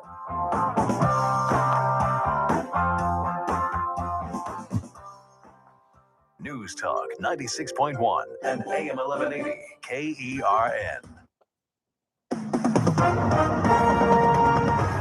With SRN News, I'm Keith Peters in Washington. President Trump has scrapped the tariffs that he threatened to impose on 8 European nations to press for U.S. control over Greenland. The dramatic reversal came shortly after Trump insisted he wanted to get the island, including right, title, and ownership. He says he's agreed with NATO on a future Arctic security deal that could ease geopolitical tensions. The Supreme Court seems inclined to keep Federal Reserve Governor Lisa Cook in her job. The justices are casting doubt on President Trump's bid to wrest control of the nation's central bank. They heard arguments Wednesday over Trump's efforts to fire Cook based on allegations she committed mortgage fraud. She denies any wrongdoing. On Wall Street, the Dow by 588 points. More details at srnnews.com. News Talk 96.1 and AM 1180 KERN. From the KERN Newsroom, your live and local news update on News Talk 96.1 and AM 1180 KERN. I'm Chris Davis. The arrest of a Kern County Sheriff's Department sergeant comes after both video surveillance showed him going into the evidence room and a search of his house turned up drugs from the evidence room, says the Sheriff's Department. Sergeant Ryan Dunbier is suspended and faces several charges. U.S. Senator from California Adam Schiff met with Sikh truck drivers at a roundtable last night hosted by the Bakersfield Trucking Association. Those people are some of the 20,000 Californians who may lose their commercial driver's licenses. A person and a dog were both hit by a car and killed last night just before 6 p.m., says the Highway Patrol. That happened on Oswell Street in Bakersfield. I'm Chris Davis in the KERN newsroom with news every half hour and when it breaks on FM 96.1 and AM 1180 KERN. Hey folks, Scott Cox here for Sanguera Subaru. I can't believe it's 2026, but here we are, and I say it's time to relax after all the holiday hustle and bustle. But obviously, there's a but coming. There always is. But for my buddies over at Sanguera, they are ramping up for 2026 with some incredible lease offers on new Subarus, like a new 2025 Crosstrek Premium CVT. Now through February 2nd, you can lease one for just $149 a month. That's right, a 2025 Crosstrek for just $149 a month for 36 months with $5,100 due at signing. And of course, every Subaru comes standard with symmetrical all-wheel drive, get you where you're going every time. This offer does end on February 2nd, so stop by and see Damon and his son and the whole gang. Pick out your Crosstrek and drive home in a brand new Subaru in 2026. Sanguera Subaru, paving the way for a better community. 5500 Gasoline Alley Drive in the Bakersfield Auto Mall. Through February 2nd, 2026, lease a 2025 Crosstrek Premium CVT model code SRB-14 for $149 a month on a 36-month lease. $5,100 due at lease signing plus tax and license. Zero security deposit. 10,000 mile per year limit. 15 cents per mile overage. MSRP $32,688. VIN number SH325603. Financing for well-qualified buyers only. Subject to credit approval. Offer ends 2/2/26. You're listening to the Ralph Bailey Show. Catch me weekday morning 6 to 9 a.m. on First Look with Scott Cox. News Talk 96.1 and AM 1180 KERN.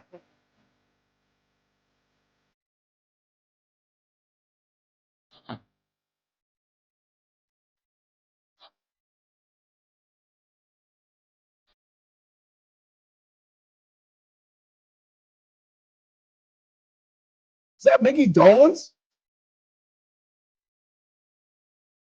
That is Mickey Dolenz. Not a very well-known Monkees song. Is this Monkees? Right? It is the Monkees. Mickey Dolenz. The only one who's still alive, right? Michael Naismith died recently. Davey went first. Then Peter went next. And Naismith most recently passed away like a year or two ago. And now Mickey Dolenz is the only one still alive.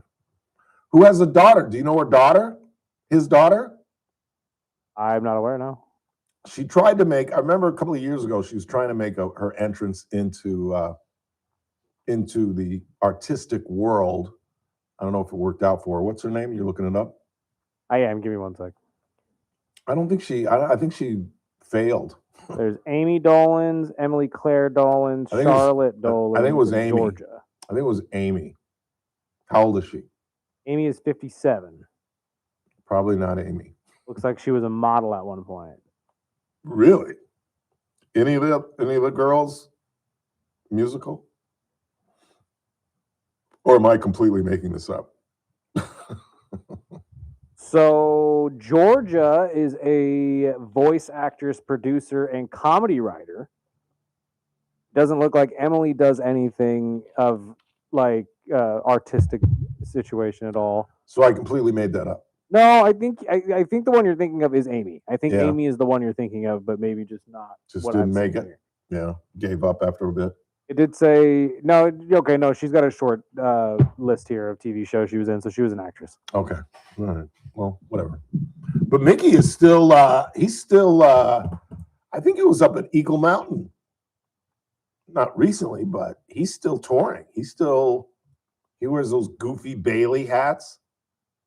You know what I'm talking about? Fedora? Fedora? No, the mini fedoras. Oh. Those are called Baileys. Are they really? I'm not making that up.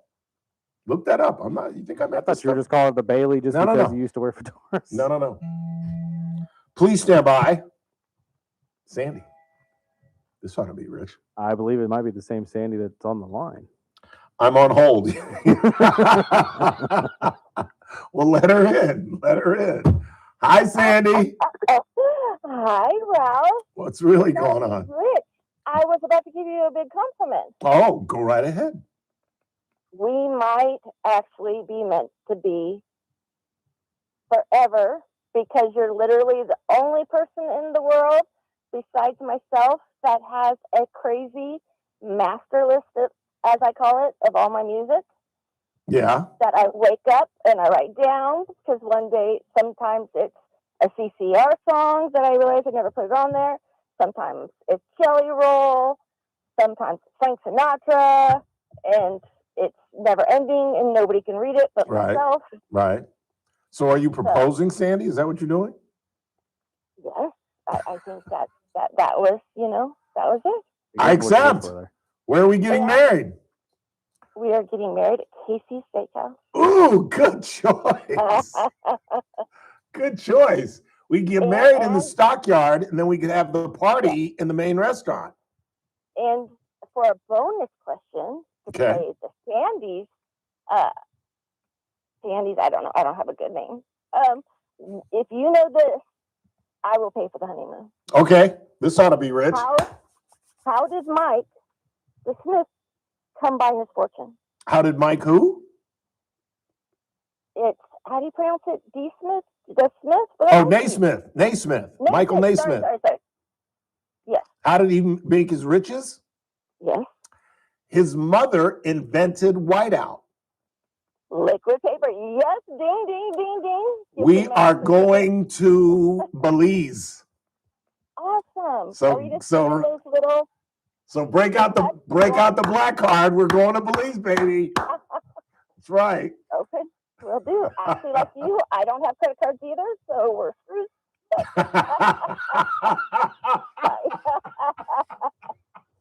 Now that was funny. That was a home run. That actually made me laugh, Sandy. Thank you. Well, I'm looking forward to Belize. Can't wait. I am too. And I will see you next weekend. I will see you then. Hopefully, maybe some of your sponsors could pay for our honeymoon. I will hit up Gino and Cassie Biddle and Daniel Petrie, who's probably listening, and we'll see if we can work that out. Right next to Honor, site, we could be under there. I don't know about all that, but let's not get crazy. All right, Sandy, thanks for calling. I appreciate it. Okay. All right, take care. Bye-bye. I'm a married man, Chris. I'm engaged. Come on, play some marital music. Da, da, da, da. All I had to do was answer a couple questions. Who knew? Told you there was hope for a brother yet. Shoot, don't count me out. No, she's a good friend. She's a really nice person. And I love her sister and her brother-in-law.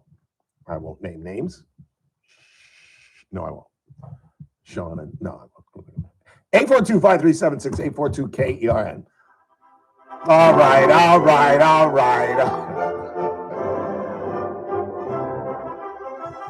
You asked for this. Just so emotional.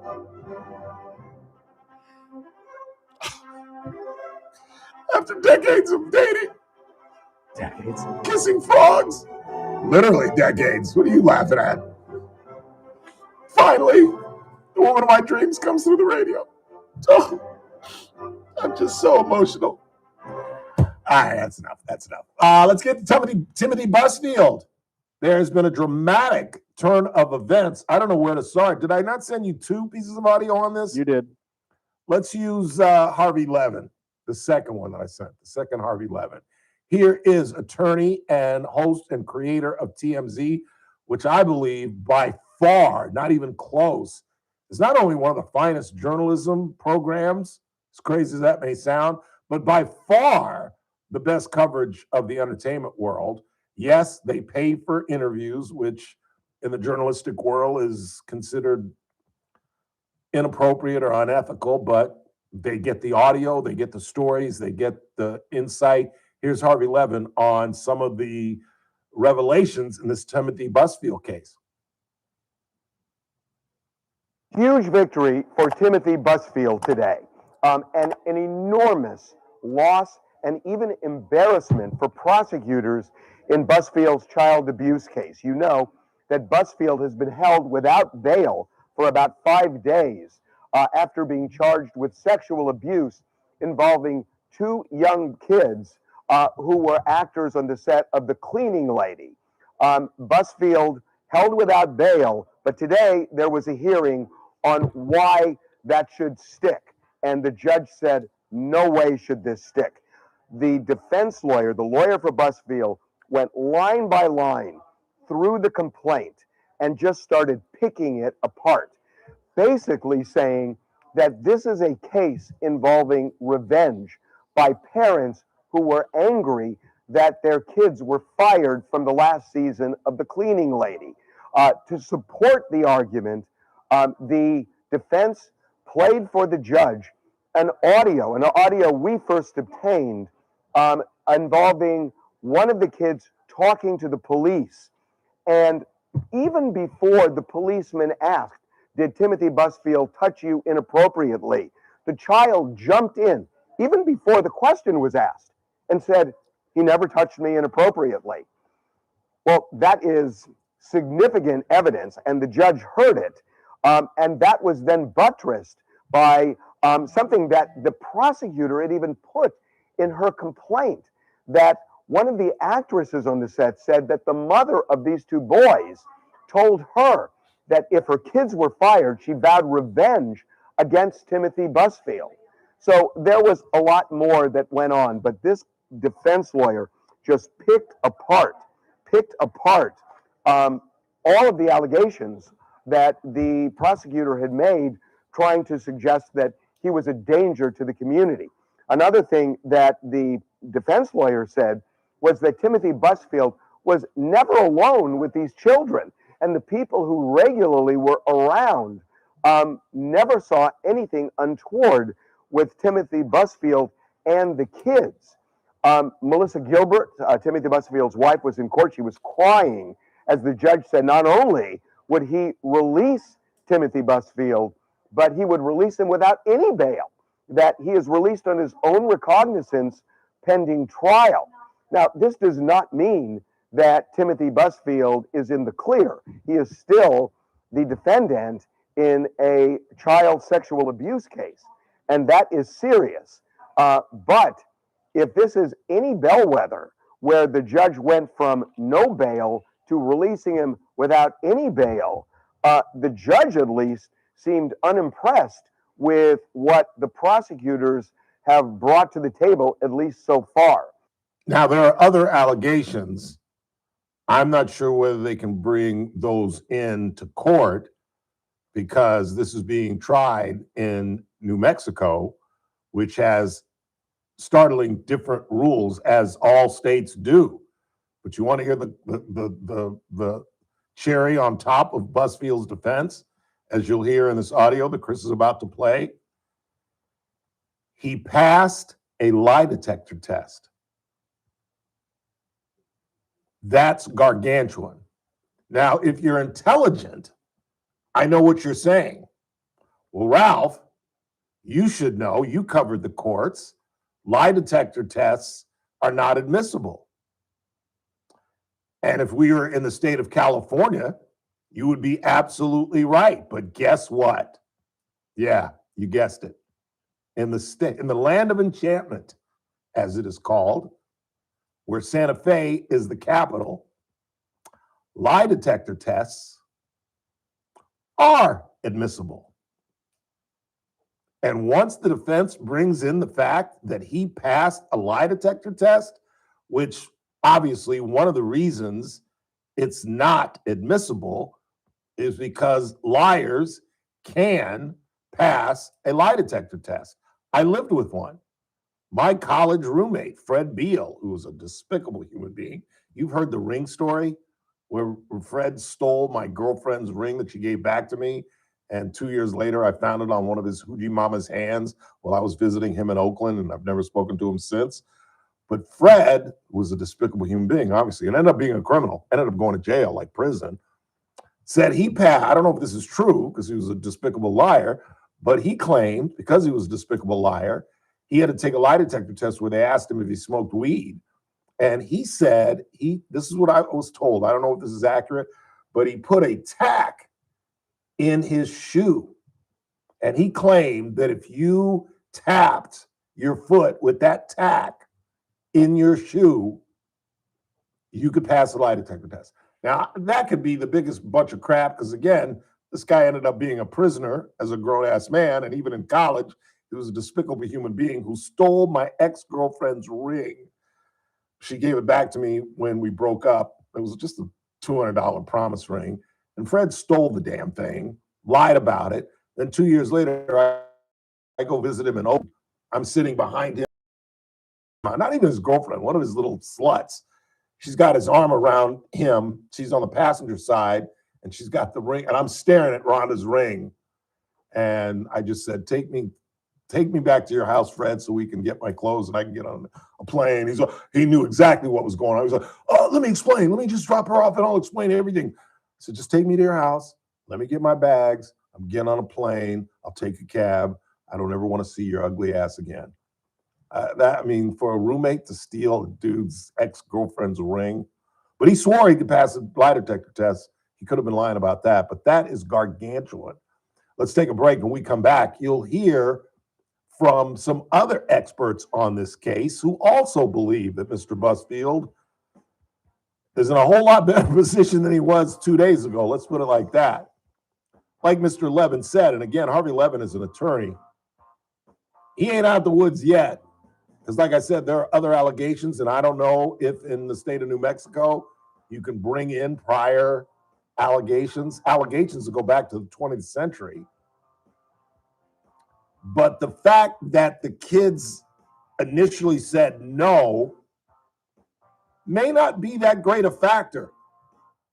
I'll explain with the audio we play after the break. And then coming up at the 5 o'clock hour, we'll talk about Don Lemon and whether or not the Department of Justice and Pam Bondi is going to go after this idiot. Megyn Kelly exposes him for the liar that he is, and James Woods has some kind words for him as well. He said sarcastic. It's all coming up right here on TRBS. News Talk 96.1, AM 1180, KERN. We're streaming live at kernradio.com. News Talk 96.1 and AM 11. I can't walk. It's too cold. Casey. Too cold.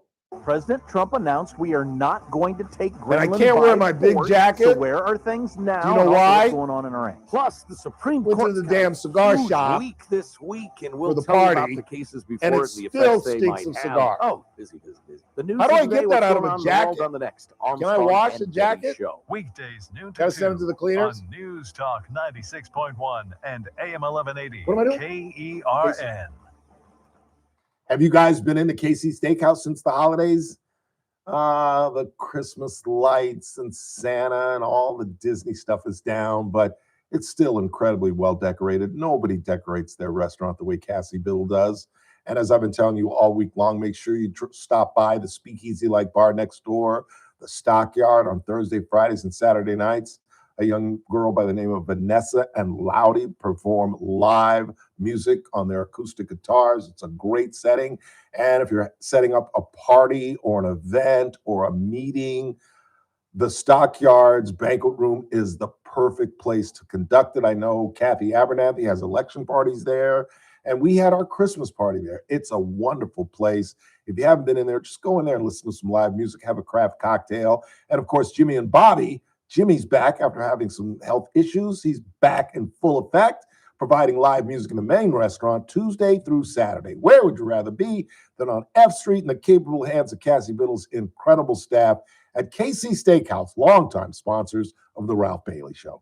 Meet Paul Sheldon's client, Norma Diaz, owner of La Rosa Fruit Bars and Ice Cream. Hi, I'm Norma Diaz from La Rosa Fruit Bars and Ice Cream, and I'm a client and friend of Paul Sheldon. I've known Paul for many, many years, and my parents happened to be his first clients. So, of course, I called Paul and immediately felt this peace come over me, knowing that I didn't have to freak out about making a big decision. His knowledge about Medicare and your health insurance needs are beyond compare, and I was taken care of immediately by his wonderful staff. He knew everything that I needed and what I wouldn't need, so I was pretty much in and out of there in record time. If you're getting to that age or you're going to be needing to know about Medicare, then he's the one to call. He will totally help you out. Look, the side's going the other way. Pointed in the right direction. You're going to leave there feeling a great very rarely will no you see that. concerns. And even if you have questions later, his staff can help you out. Well, it's going north to south. So call Paul. You'll be glad you did. When Medicare matters, our team has the answers. Team Paul Sheldon. 398-2298. At Audion Hearing, our mission is simple: to make better hearing affordable for everyone. We're proud to offer high-quality, rechargeable hearing aids starting at just $98. Clear, comfortable, and ready to use right out of the box. And here's a study worth hearing. Research shows that wearing hearing aids can reduce your risk of dementia by up to 61%. Join over 1 million happy customers and hear the difference today by going to audionhearing.com. That's AUDIEN hearing.com. You still thinking job change in the new year? Yeah, I need something that's in high demand and more stable in this economy. IT? Yeah, cybersecurity, maybe even AI. That's what I did. Really? How? Went to My Computer Career. You don't need any prior experience, and you could start your new career in a matter of months. A lot of IT pros go to school there too to level up. Sweet. Are classes online or on campus? Both. Wow, I'll check it out. Thanks. Make this your year. Take the free career evaluation now at mycomputercareer.edu, an Elite CompTIA certification partner. Financial aid is available to those who qualify, including VA benefits. I'm JR Flores. Catch my show, The JR Show, weekdays at 2 p.m. Now, back to the Ralph Bailey Show on News Talk 96.1 and AM 1180 KERN.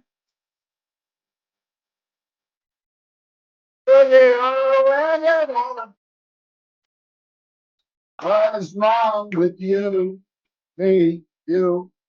Boogie on, everyone.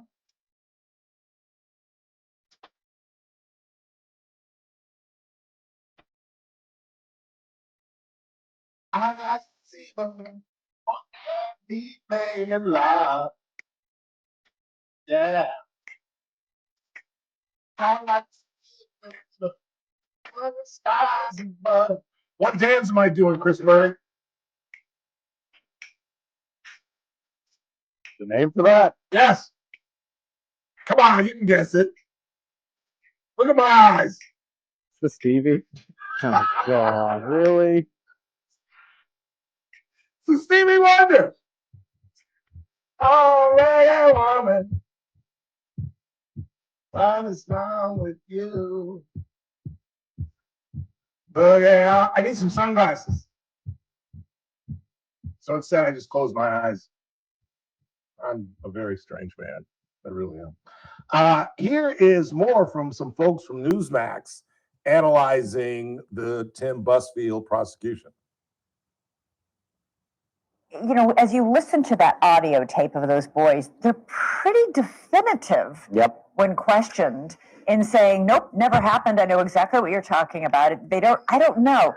Then you hear their story changed after talking to a therapist. That can really cut two ways. I'm glad you mentioned it. Two ways. One could be, yeah, they're not telling the truth. The parents are pushing them to lie, because they were upset that they were recast. That's one way of looking at it. The other way of looking at it is, and we've seen this countless times in a lot of sexual assault cases. I don't care if you're a child. I don't care if you're an adult.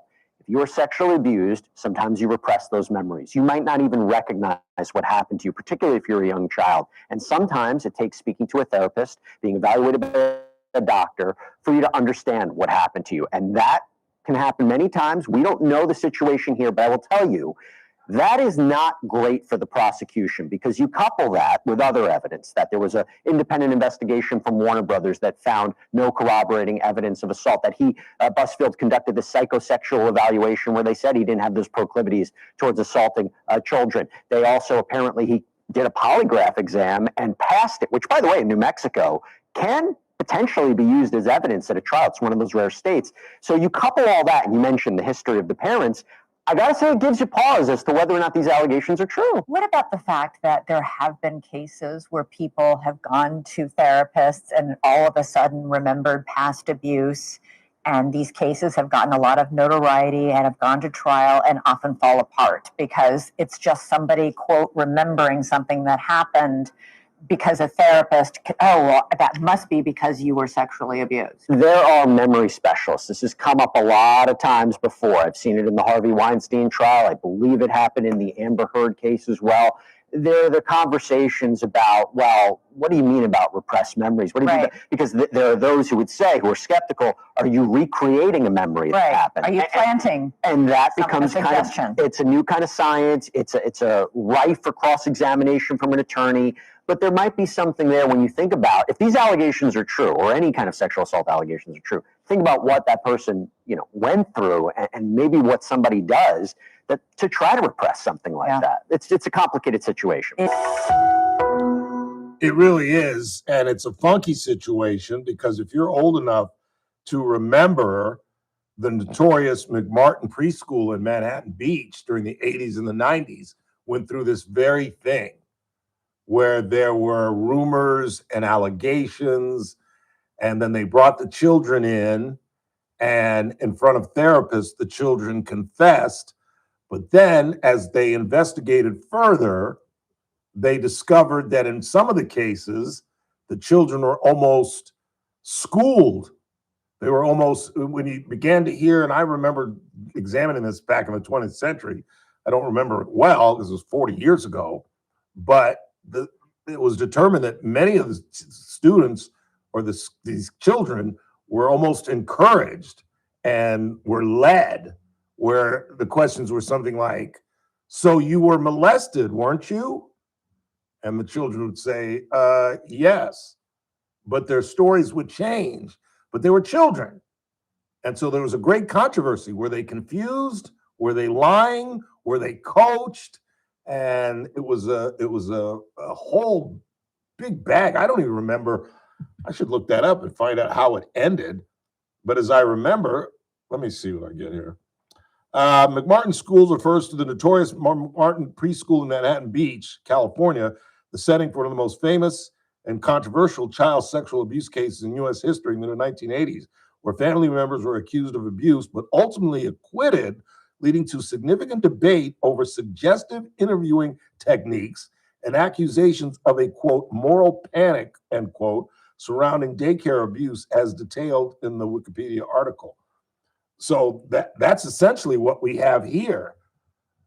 But if that lie detector test is brought in and a jury hears that Busfield passed a lie detector test, and you tie that in with these two boys initially saying, no, he never touched me, and then they're sent to a therapist, and then they say, yes, he did touch me. You know me, I love to speculate, but I have no clue where this thing's going to go. If I had to bet on it, mistrial or possible acquittal. And again, it all depends on whether they let that lie detector test in. But if they let that in, that's powerful evidence. It really is. And the fact that the judge released him on his own recognizance, didn't he even ask for, $1,000 bail, which is basically $100. He just said, no, you're free to go, Mr. Busfield, till the trial. That puts a hole in the entire case. Melissa Gilbert was seen crying hysterically in the court, apparently, his wife of some years. And my high school classmate, well, she's a year younger than I am, but we attended the Buckley School together while she was on Little House on the Prairie. We head into the 5. Don Lemon is our target. We'll talk about this idiot when we come back. Don't go anywhere.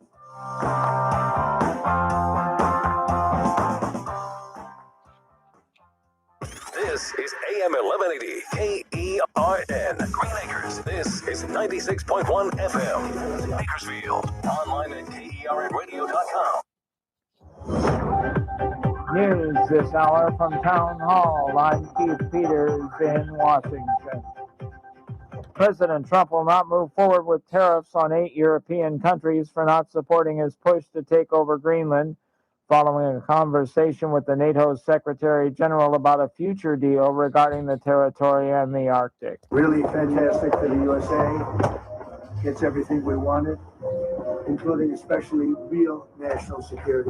He's securing a new NATO framework related to Greenland and the Arctic. Well, the deal is going to be put out pretty soon. I mean, we'll see. It's right now a little bit in progress, but pretty far along. It gets us everything we needed to get. Trump also suggested Denmark and NATO might work with the U.S. to build more military.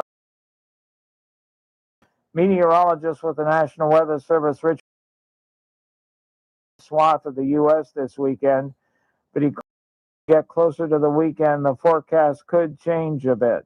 The snow we're looking at basically is from like the southern Rockies, the southern plains, eastward region, and parts of like perhaps even Pennsylvania by we got nothing Saturday going on night tonight, and during daytime. Whereas that dangerous ice is going to be more into the southern plains, mid-south, and the Carolinas. He urges people to keep up with the latest as the storm develops. I think they play on A consecutive House days. committee has advanced resolutions to hold former President Bill Clinton and former Secretary of State Hillary Clinton in contempt of Congress over the Jeffrey Epstein investigation. On Wall Street, the Dow up by 588 points, the Nasdaq rose 270, the S&P advanced 78. More at townhall.com. The following is So a play Woods real-life first. story from Trinity Debt Management. I had a lot of credit card debt and it stressed me out. But what I thought was a solution turned out to be a problem. I kept hearing ads about debt settlement that seemed too good to be true. And actually, it was.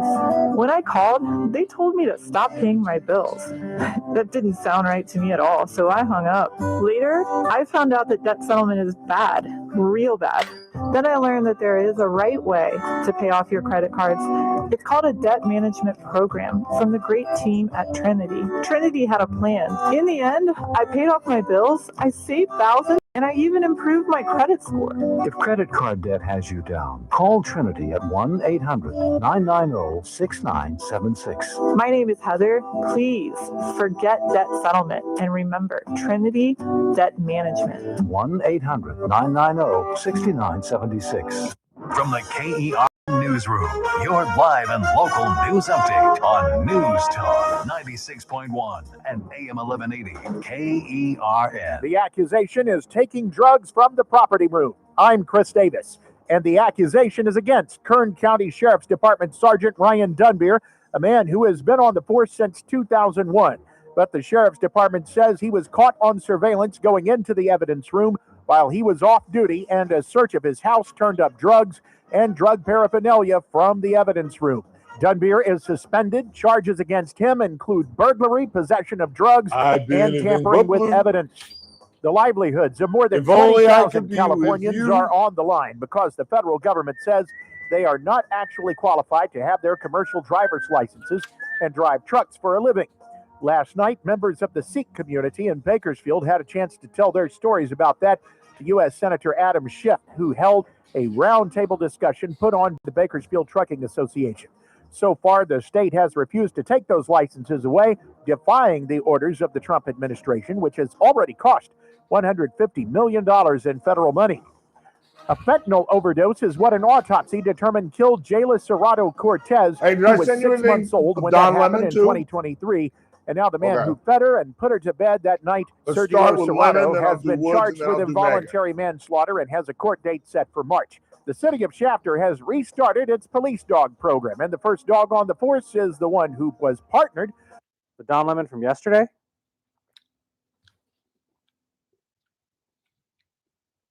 So I didn't say anything today about Lemon? You sent me stuff today about Lemon, but it was just the... Megan and Woods? Yeah, just the two Megan Not bits. Lemon himself?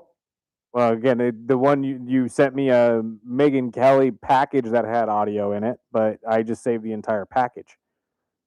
That was today? Yes.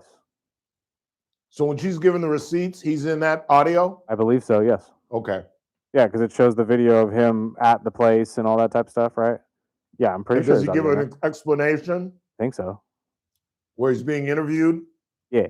Okay. The house when you make the call. You understand me? You hear me? Call from an outside line. I mean it. Call in or text to 661-842-KERN. Well, then I'm going to leave with that. That's 661-842-5376. Listen live at KERNradio.com.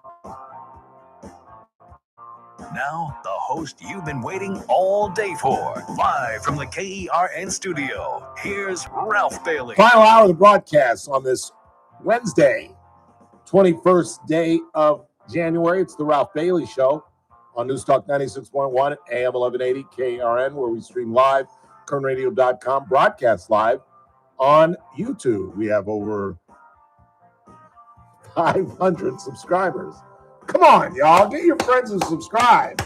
We got to at least 4 figures. Got to at least to 1,000. And just a couple of news notes. 4th annual Honor Flight Open coming up on March the 23rd, a Monday. We'll be out of Bakersfield Country Club, as we have been for the last 3 years. And all the proceeds go to Honor Flight, along with our fall fundraiser. And not too soon to sign up. I would do so now, because what happened last year, we just ran out of carts and didn't have enough room for people that wanted to do the Bakersfield, and you know what the Bakersfield is. We love to wait to the last minute and call me on like a Saturday. The tournament's on a Monday. Ralph, can I get in? No. So sign up now. Where can they sign up, Chris? I believe that's just at the honorflightopen.com. I have not been given a website, so I'm not sure. I assume it's the same one as last year. Absolutely. Meantime, Don Lemon, the former CNN anchor who got absolutely whacked because he's crazy. I don't know if he's crazy or if he believes being rude, obstinate, and obnoxious and kind of an outlier is his way back to respectability. I don't know what his motivation is, but he's dishonest, he's deceitful, he is obsessed with Donald Trump. And here is Megyn Kelly with, as again, I like to say, the way kids talk in the 21st century, with, quote, the receipts on what a despicable, dishonest human being Don Lemon truly is. He went on the crazy podcast of that very angry, weird-faced woman, Jennifer, what's her name? All she does is yell, thank you. All she does is yell hateful things about Republicans, and I guess that's her shtick. Here he is, listen, he claims he didn't know that he and his cabal were going to a church. Listen for it in Sat 1. They said, well, there's this thing happening that they've been sending out flyers for. Perhaps you want to cover this. So I said, sure. And I went, okay, I'll cover. And then when I went to cover it, they said, we're doing this this protest that is sort of similar to the civil rights movement, where they show up places and they sort of disrupt the peace, like sitting in at lunch counters or, drinking out of water fountains that were only supposed to be for white people. And I said, sure, I'll go, I'll chronicle it. And they ended up at a church. I didn't even know they were going to a church. They ended up at a church. And so once they went and did their thing, other journalists started going in and I went in. So I'm not exactly sure, Jen, how I became the face of it, unless they just think I'm the bigger name, but it's bizarre. And I reported on it. I interviewed everyone there, the pastor, some of the congregants, and the protesters. And that was it. And now all of a sudden it blew up into this big thing where I am the one who is leading the protest. And somehow I'm the agitator here when I'm just the journalist. Here, as for his claim that I had no idea we were going to a church, listen to him before the protest began on Sunday morning on site, SOT 2. As Makima said, this is a clandestine operation. And then we can tell you what's going to happen after. We don't know what's happening. We kind of do, but we don't know how it's going to play out. Okay, so we are here. Now, do you think if you just have it, I think maybe if you just have it on the church, but if they see me. On the what, Don? They're going to know. Yeah. No? It just depends. What? Don't name the location. I'm not naming the location, but I mean, I'm just wondering if you see me. The folks inside see me. Are the congregants really on live instead of in service right now? No, but they'll be like, "Hey, it's Don Lemon here." Sunday morning. Sunday morning church. Yeah. Okay, we'll see. It's like he's. Well, what else? It's Sunday, and we already said the church. No, we didn't. Yes, you said it. Okay. They didn't name the church, James, but they said repeatedly at the church, the congregants, has the service started, and this idiot let him get away with, I didn't even know we were going to a church, throughout the interview. So he's trying to rehabilitate himself by lying, which shows a consciousness of guilt. And that he's a despicable human being and the biggest narcissist I've ever met, where this guy had horrible ratings, but he keeps alluding to the fact that they're going to know I'm Don Lemon. Superstar journalist. Nobody knows who you are, Don, and nobody gives a damn. And had you not gone in and disrupted the services, nobody would have paid any attention to you. If you had simply walked into the church and sat down and listened, and if you want me to explain why they put the focus on you, because I refuse to air it, but he sat and interviewed the pastor. This all began, they targeted this church because the pastor apparently does some part-time work with ICE. But to hear this man compare what they did to the civil disobedience created by Dr. King based on Mahatma Gandhi is sacrosanct and as about as low as you can get. Dr. King was trying to get the right to vote for African Americans. He was trying to get African Americans to be able to choose whatever college they want to, not just historically black colleges, as my father was forced to choose in the late 1950s and early 1960s. I was able in the 1980s to choose to go to Morehouse College. My father was almost all but forced to go to Morehouse colleges because despite his 4.0 and incredible test scores, he was not allowed to attend the University of South Carolina. In fact, was told, you're not Ralph Bailey, because in the 1959 in South Carolina, the licenses did not have pictures on them. And USC literally told my father, you're not Ralph Bailey.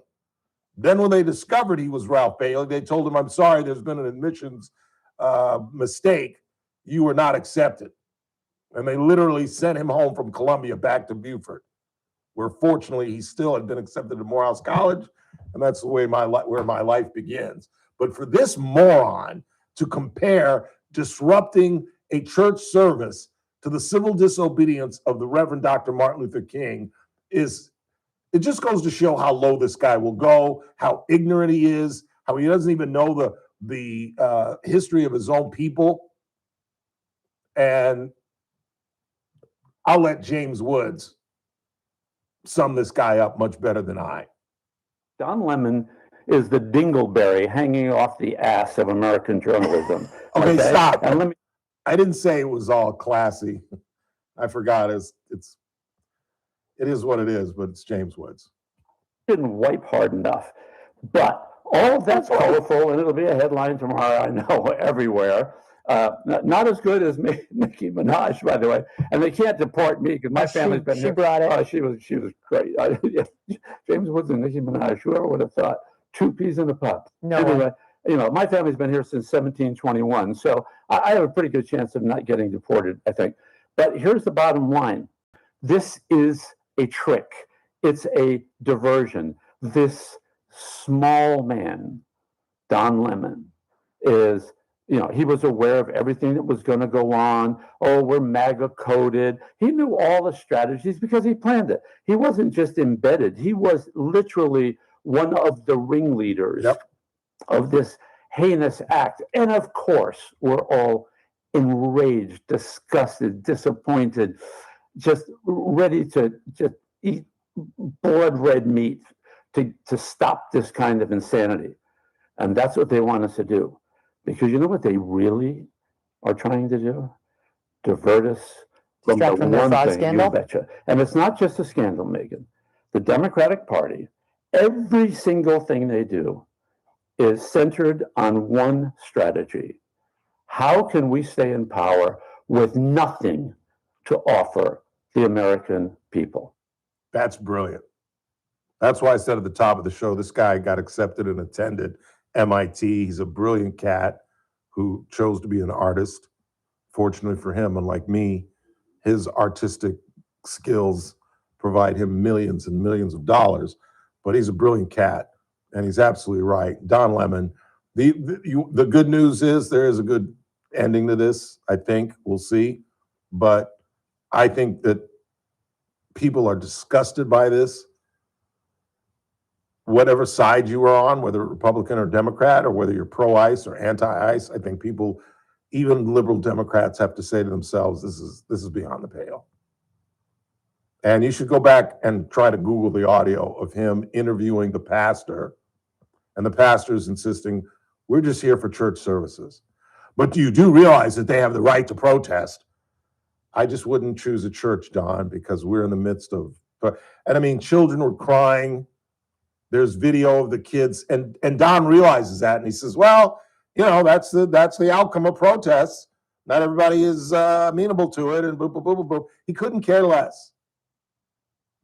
A man who's never going to have children in his life doesn't give a damn about kids being traumatized. And go watch the video of the incursion where they're screaming Renee Good, where they're screaming shame on you. And you heard the audio we played you yesterday of Don Lemon calling these people white supremacists when he doesn't know anything about anybody in that church other than the pastor doing some ice work. This has to be stopped. This has to be the line in the sand for all of us. And I only pray that Pam Bondi, our AG, is serious about going after this guy and using the Department of Justice and putting Don Lemon where he belongs, behind bars. This is beyond the pale. And he talks about religious freedom. And in fact, do we have that from yesterday? Let's take a break. And we come back. I want you to hear Don Lemon again. We played it for you yesterday. I'll see if Chris can dig that up and we can play it for you again. So you can hear just what a despicable, god-awful human being this man truly is. He really is. He's a canker sore on the butt of life. He just is. It's amazing to me what people are willing to do for fame. It never ceases to astonish me. Brandon Lang on the text message. Are we getting blown off on Friday? Perhaps he's listening and wants to marry me too. That was a joke, though. Let's see what Mr. Lang is talking about, shall we?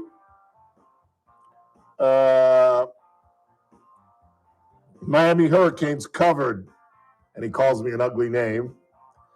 Tell Kessler's dad to go jump in a lake, and I clean that up.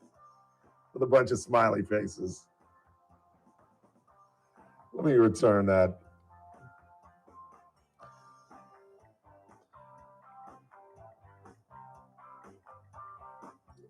Quick time out. We're coming right back. You'll hear more from the horrible, despicable Don Lemon when we return. Don't go anywhere. News Talk 96.1. Messmaker.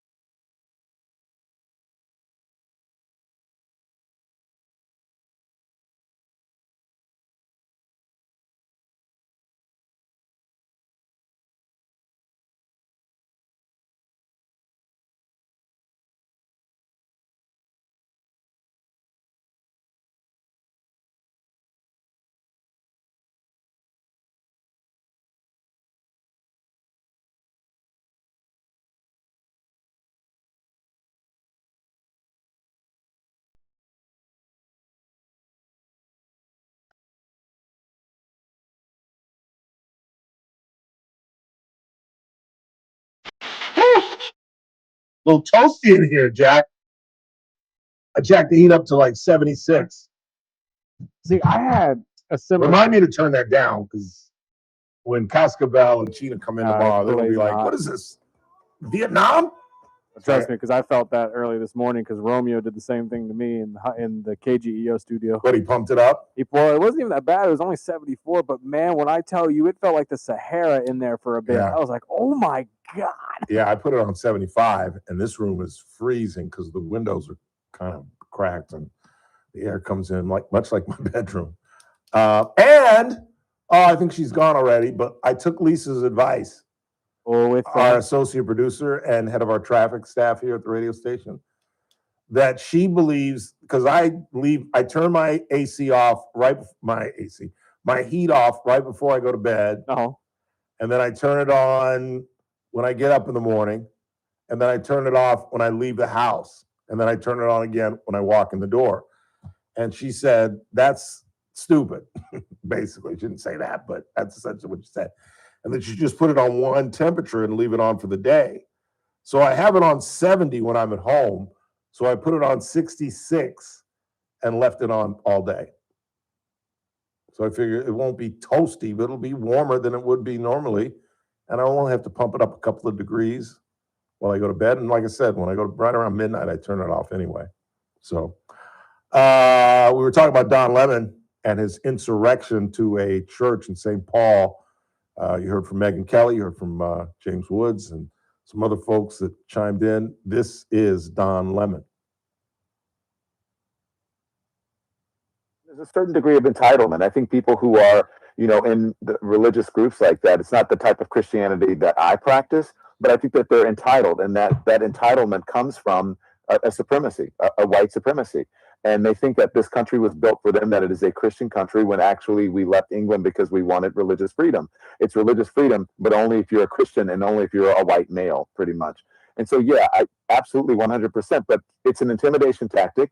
And, I said, I don't understand how I've become the face of it when I was a journalist. I do understand that I'm the biggest name there.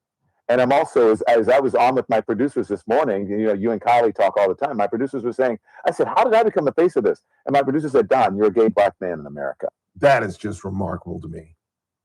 That he just absolutely leans on that I'm a black gay man. Yeah, that's why we hate you, Don. That's why I hate you, because you're a black man and because you're gay. You're just stupid. You're so insignificant. And it disturbs me that I have to even talk about you on my radio show. But I have to. I have to make this clear so people aren't shocked when you hear that the Department of Justice has charged him and he's going to prison, which is where he belongs. He's just a god-awful human being. Again, I strongly suggest you Google that audio and video and listen to him grill the pastor as him trying. And then again, it's another allusion to him being the biggest name. That's why it's focusing on him. No, it's focusing on you because you led this thing and you were the only one to interview the pastor, and he's not even a bright guy. That's what's crazy. He's really not a smart man. He's talking about our religious freedoms. You're right. We did leave Europe because of a desire to have religious freedom, the desire to be able to not practice religion or to practice religion. And one of the tenets of being able to practice religion is to not have that disturbed by protesters or insurrectionists who are trying to stop that religious freedom. Don, do you not understand that? And you've broken that sacrilege, and this isn't going to go away, Don. Pam Bondi is coming after your ass, and you're not going to do prison time. I wish you would, because they would, boy, wait till you meet Bubba. But that's beside the point. But he's not going to jail. No judge is going to throw this moron in jail because he's a black gay man. And it's just how he uses that as a crutch is just, nobody gives a damn who you're sleeping with. A white man, by the way. Why do I bring that up? Because I'm a racist? No, because he has criticized other black folks for interracial marriages, like Nicki Minaj, who he's in a feud with. And yet he's married to a white man. The guy's a hypocrite, he's a liar, he's disingenuous, and he's out of a gig, and he's desperate. He's desperate. He takes this little tiny microphone and he goes around interviewing people, and it's not even an interview. It's much like the Martin thing where he leads people. You know, he has leading questions that, you know, he has questions like, have you stopped beating your wife? You know that old scenario where you put a person in a position where if they say no, because I've never beat my wife, and you're basically saying, no, I haven't stopped, but you're basically trying to say no, because I don't beat my wife, and you can't say yes, because that means you also, you know what I'm saying? And he poses questions like that, and he does to the pastor. Again, Google it and watch this thing, and it's just despicable. Watch the video of them chanting in a church, Renee Good's name, and shame on you, and get out of our town, ICE, in a church. It's just beyond the pale. And the man needs to go to prison or have some sort of community service. He just needs to be put on blast. I'd be happy with that. Let's just drag his sorry black ass into court, make him go through the rigmaroles, make him pay for an attorney. And I don't care if he does jail time. Let's just put him on blast and expose him for the despicable liar, intruder, and attention-seeking gay man that he is. It's just ridiculous. My anger has not subsided. I'm moving on to another Yahoo. This one, I believe, is in our community.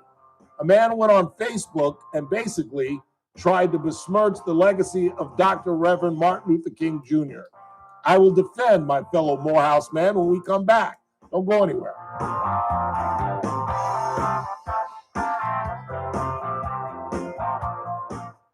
News Talk 96.1 and AM 1180 KERN.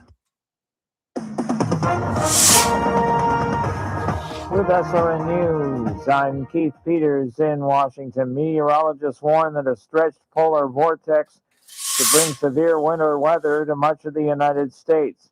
This week, warm Arctic waters and cold continental land are combining to send sub-zero temperatures, heavy snow, and ice across the eastern two-thirds of the country. The frigid conditions are expected to persist through January and into early February. I'm doing President Coconut Trump Joe's says he has again scrapped tonight. the tariffs that he threatened to Guess what I'm impose doing? on 8 European nations to press for U.S. control over Greenland. Nope. The dramatic reversal came shortly after Trump insisted he wanted to get the island, including right, title, and Oh, it's ownership. Coconut Joe's. He's agreed with Hey, NATO Siri, on a call future Coconut Arctic Joe's. You security know it. deal that could Fish and ease chips. You never had their fish and geopolitical chips? tensions. Oh, dude. On Wall Street, the Dow by 588 They rival points. Westchester This Bowl. is SRN News. I think it's News best. Talk 96.1 and AM 1180 Not as good as Westchester KERN. Bowl, From the KERN Newsroom, your live and local news update on News Talk Let's make an order 96.1 to go. and AM 1180 KERN. I'm Chris Davis. A crash last night wanna on do the, Oswald fish Street and killed a chips. person and a dog, says the Highway Patrol. That I'm sorry? happened just before 6 p.m. when they were both hit by a car. Let's do The name 3. of the person killed has not been made public. Kern County And Sheriff some tartar Sergeant sauce, Ryan and that's Dunbier about is it. under arrest and suspended. The sheriff's office says he was caught on video going into the evidence I'll room, be and a there search around of his 6. house Thank you. turned up narcotics and paraphernalia that were in the evidence room. Dunbier has been with the department for nearly 25 years. Shafter has restarted its K-9 officer program, approving last night the purchase of a police dog from Arbin so the dog could stay with his partner, who joined the Shafter Police Department this month.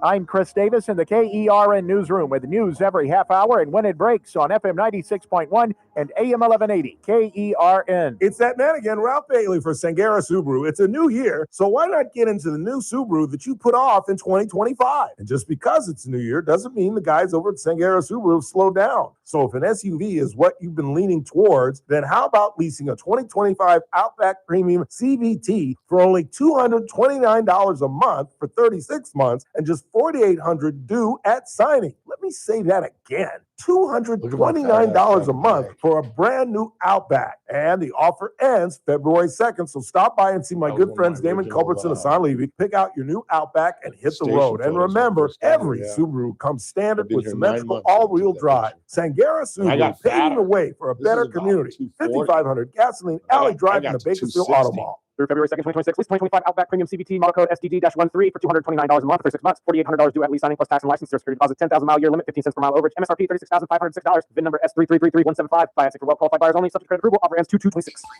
Thursday's Armstrong and Getty show. Well, President Trump announced we are not going to take Greenland by force. So where are things now, and also what's going on in Iran? Plus, the Supreme Court's got a huge week this week, and we'll tell you about the cases before it and the effects they might have. Oh, busy. The news of the day, what's going on in the world on the next Armstrong and Getty show. Weekdays noon to 2 on News Talk 96.1 and AM 1180 KERN. The Clay Travis and Buck Sexton Show. Live.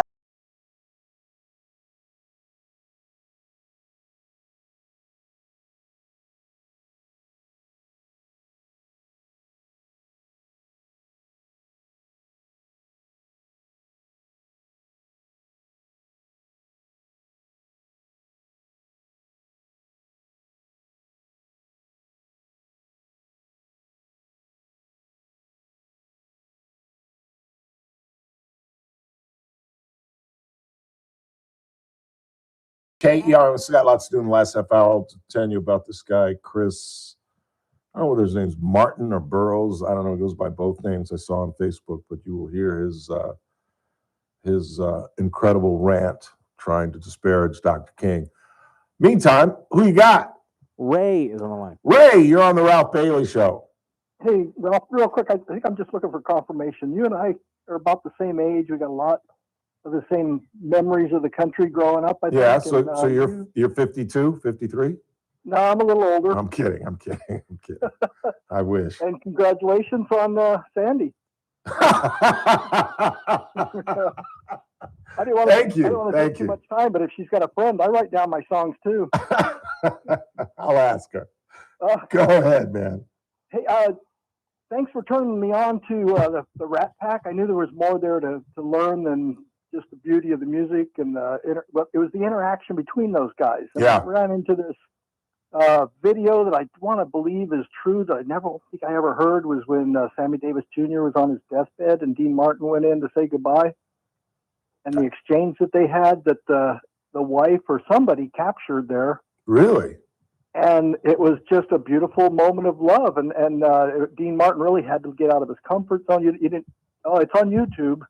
And I wanted to believe it's true, but with all the deception these days, you never know. It has to be true. Yeah, you never know, though. You get a chance to look at Dean Martin visiting Sammy Davis Jr. a couple days before he died. I will check that out. That was love. That was overcoming prejudice. And they talked about how when Sammy had to come in the back door, he didn't want to fight, for his rights. And Dean was how they overcame. They got through all that together, and it was just a beautiful, beautiful moment. I think so. He and Frank, Martin, Dean, and Frank, basically desegregated Las Vegas because they found out that it had been going on for years, but it wasn't until they hooked up with Sammy that Frank found out that Lena Horne, Nat King Cole, all the black actors and singers and musicians of that era, the 40s and the 50s, were performing in Las Vegas, but name on the deal, on the billboard, but could not stay in those hotels, could not eat in those hotels, and could not be seen in the casino in the hotels. Sinatra heard that was true and said, if Davis can't stay here, I ain't staying here and I ain't performing. And boom, the doors opened up. And the other famous story about Mr. Sinatra, who was an incredible, complicated man. If he hated you, he hated you. And he'd go out of his way to put a knife in your neck. But if he loved you, he dearly loved you. Because unfortunately, Sammy Davis died broke. He died owing the IRS a ton of money. And Frank stepped in, paid for the funeral because his wife Altavis was still alive. He paid off his tax debt and got Altavis, his widow, back up on her feet. Right. There's a lot there, and I still got more Yeah. to study. But it's a beautiful thing. Dean and Frank handled Sammy's prejudice that he received differently. I think where Dean was they had different ways of overcoming it. I still got more to learn there, but I was hoping you'd seen that, and we're gonna say yeah. I'll check it out. Yeah, Dean was more subtle, and Frank was more contentious, and so they were the perfect yin and the yang. Yeah. But and I yeah, like when you talk about your buddies at Morehouse and how like brothers we busted each other's chops, and I Yeah. found that up. I was talking to my college roommate last night, Dr. Phil Sadler, DDS in San Francisco. Really good guy. Known him. That's how brothers talk, and that's what the 45 Rat years. Pack looked like on stage to me. Yeah, as a kid. absolutely. Let me suggest you Google and watch it's called the Frank Sinatra Spectacular. Okay, I'm writing it And down. it is a benefit that they did, I believe, in St. Louis. And it was supposed to be Joey Bishop was the host. Joey got sick.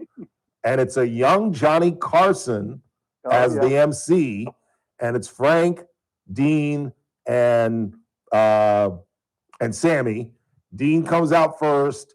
They sing a couple of songs, and then Frank and Sammy on a mic off stage bust Dean's chops.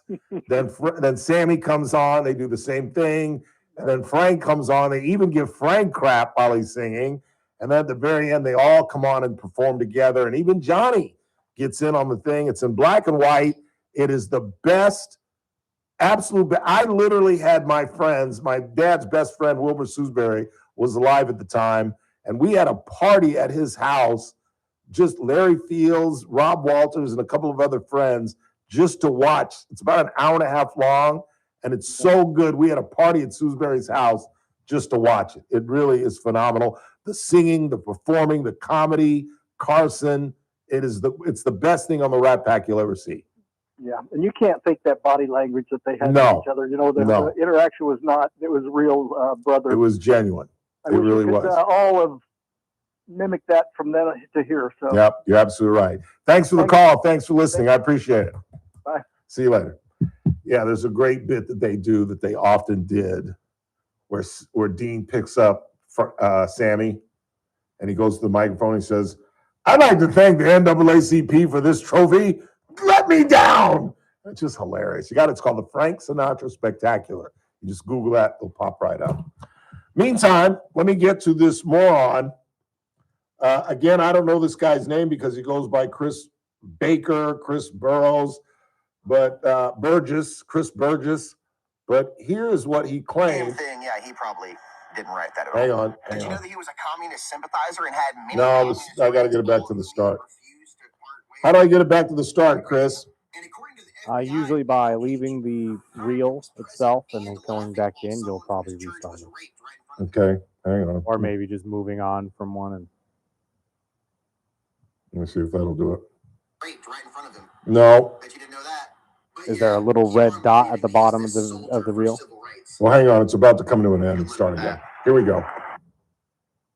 Watch again. Did you know that the FBI was following Martin Luther King for years?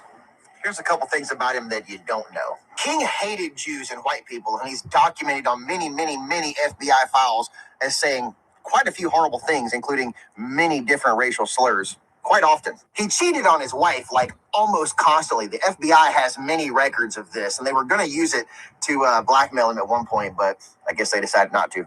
I bet you didn't know that he plagiarized and forged most of his speeches. That whole "I've had a dream" thing, yeah, he probably didn't write that at all. Did you know that he was a communist sympathizer and had many communist friends, all of whom he refused to part ways with? It's kind of crazy, huh?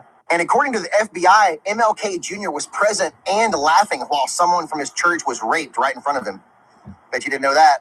But yeah, keep on believing that he's this soldier for civil rights. Keep on believing that he's a soldier for civil rights. No, he wasn't a soldier for civil rights.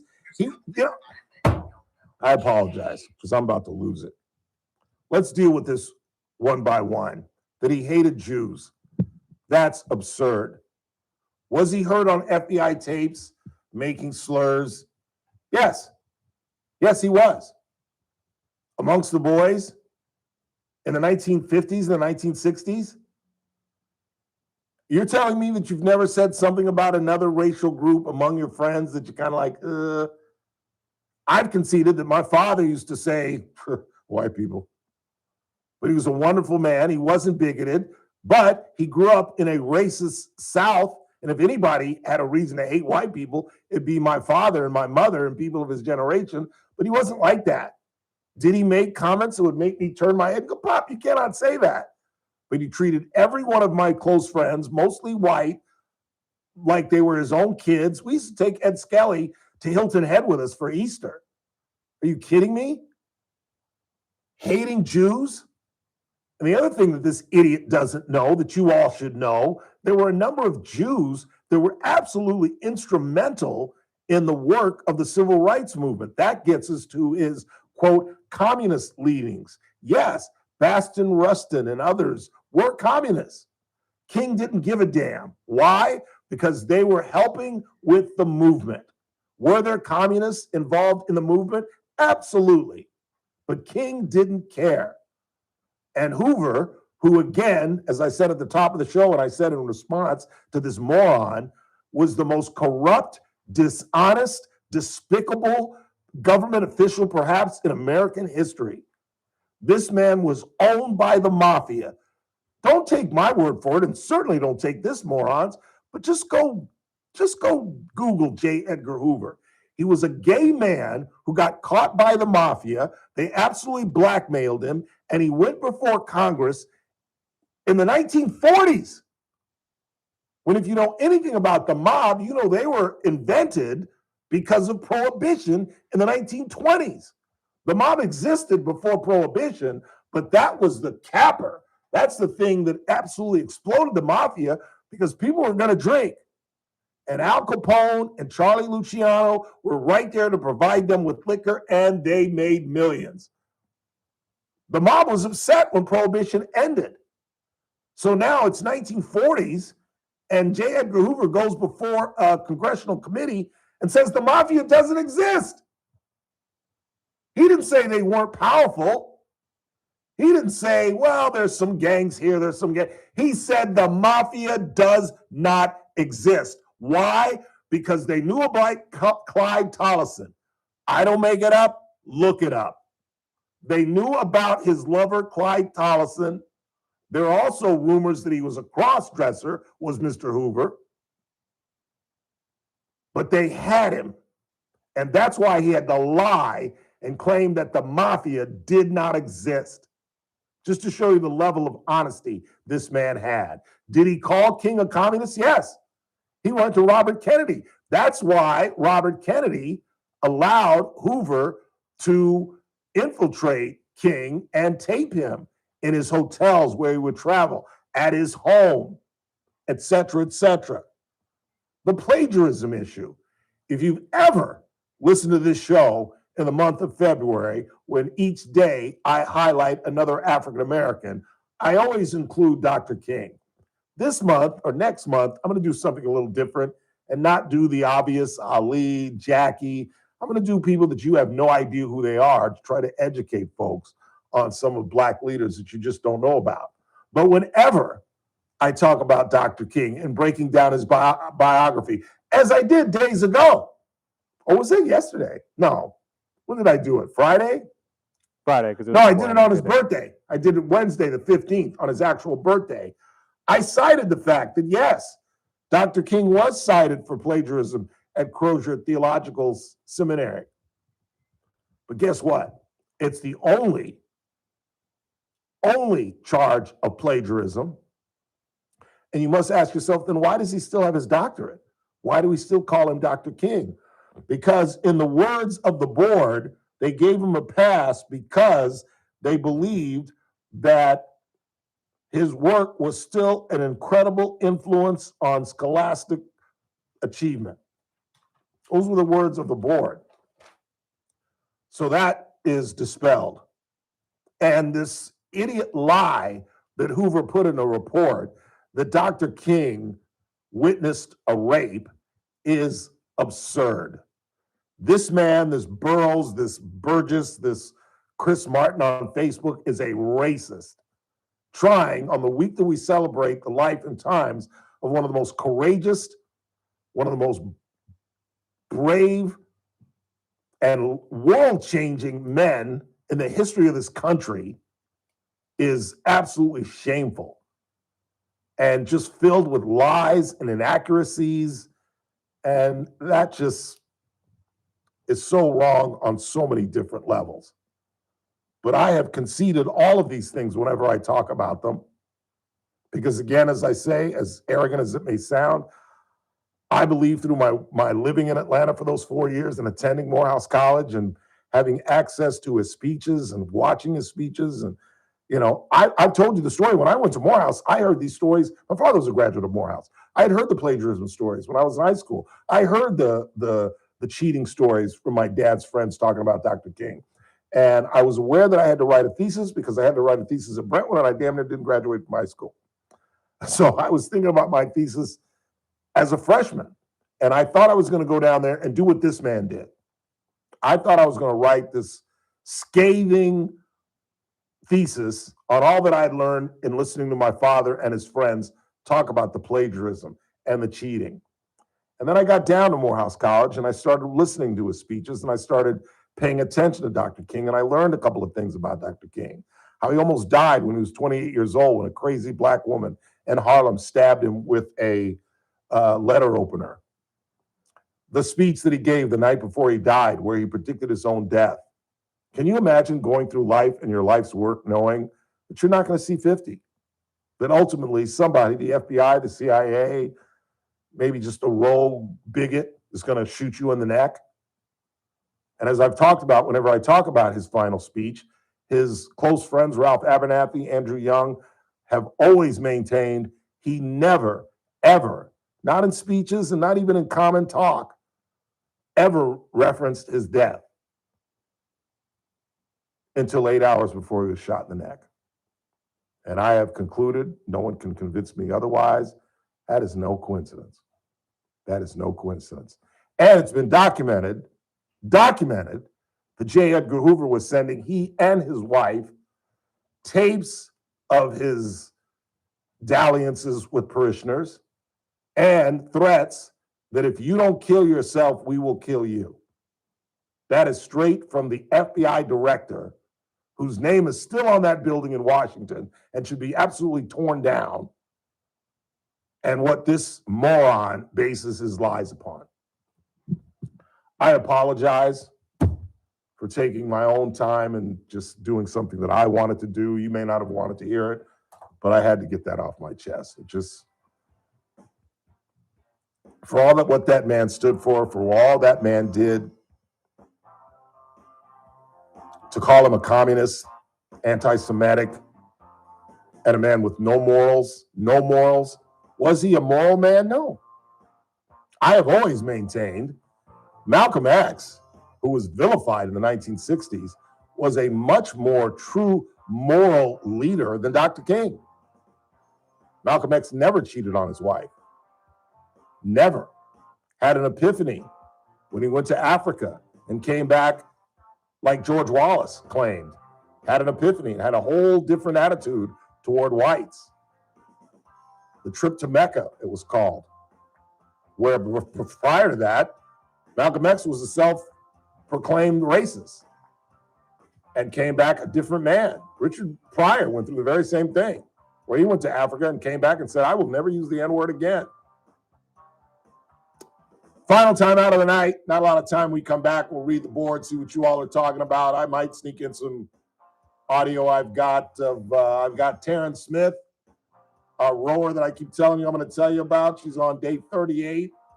She had some rough nights, and I've got some Mendoza audio I want you to hear. People speculating about the first round pick. We hope that's coming up. I have enough time when we come back on the Ralph Bailey Show. Don't go anywhere. News Talk 96.1 and AM 1180 KERN. The JR Show, weekdays at 2 p.m. It would cost $7.5 million to do 2 blocks, and Andre's vision is to go 4 more blocks to the west and another block to the east, and you multiply that by 3, and you're getting $20 million in improvements down 6 blocks where, I don't know, another certain city councilman and his boys just happen to own 5 different properties. Weekdays at 2 p.m. News Talk 96.1 and AM 1180 KERN. Attention, Medicare beneficiaries in Kern County. If you're eligible for Medicare and looking for a doctor who listens and cares about you with minimal wait times and prompt referral authorizations, it's time you learned about QualCare IPA. You know, for years, I've been telling you QualCare IPA contracts with most Medicare Advantage health plans and provides you with access to a large network of outstanding doctors and quality hospitals right here in Kern County. Medicare Advantage health plans go beyond original Medicare benefits coverage, and understanding these coverage differences may be confusing. Call us today, 661-554-4544, and let us help you understand your options for 2026. Call today, 661-554-4544. That's 661-554-4544. Get the information you need and the coverage you deserve. For accommodations of persons with special needs and meetings, call 661-554-4544. TTY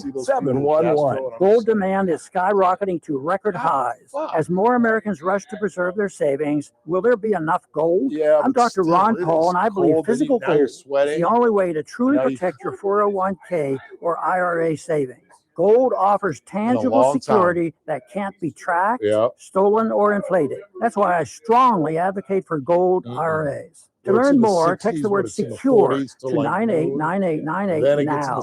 Birch Gold Group will send you a free info kit on gold IRAs. Birch Gold is the only gold company I trust, and their thousands of great reviews prove I'm not alone. So don't wait another second. Protect your retirement savings today and see how easy it is to move your IRA or 401k into physical precious metals. Text secure to the number 989898 for your free gold IRA info kit. Again, secure to 989898. Message and data rates may apply. Are you living with dry AMD? If so, you could be on the road to geographic atrophy or GA, a condition that leads to retinal cell death and permanent vision loss. But with Izervay, you can slow it down. Izervay slows GA progression by targeting a key source of retinal cell death, which may help preserve your vision longer. Izervay, or Avastin capted Pagel, is a prescription eye injection used to treat GA. Don't take it if you have an infection or active swelling in or around your eye. Izervay can cause eye infection, retinal detachment, or increased risk of wet AMD. Izervay may temporarily increase eye pressure. Your vision may be impaired after an eye injection or exam. Don't delay. Ask your doctor about Izervay today. Izervay gets GA going slower. Visit Izervay.com. That's what I'm doing. Where the guy says that David paid was for by better Astellas and Pharma. You're listening to just the went to Ralph a bad- Bailey Show. it's really Catch me good. weekday morning, 6 to 9 a.m. on Kind of a First Look with nice Scott thing about Cox, Dave. News Talk 96.1 and AM 1180. Oh, I totally on agree. air.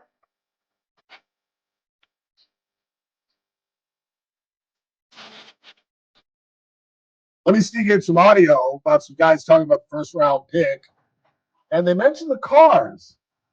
You know, I saw another thing on sports where they were throwing Derek's name around to go to Denver.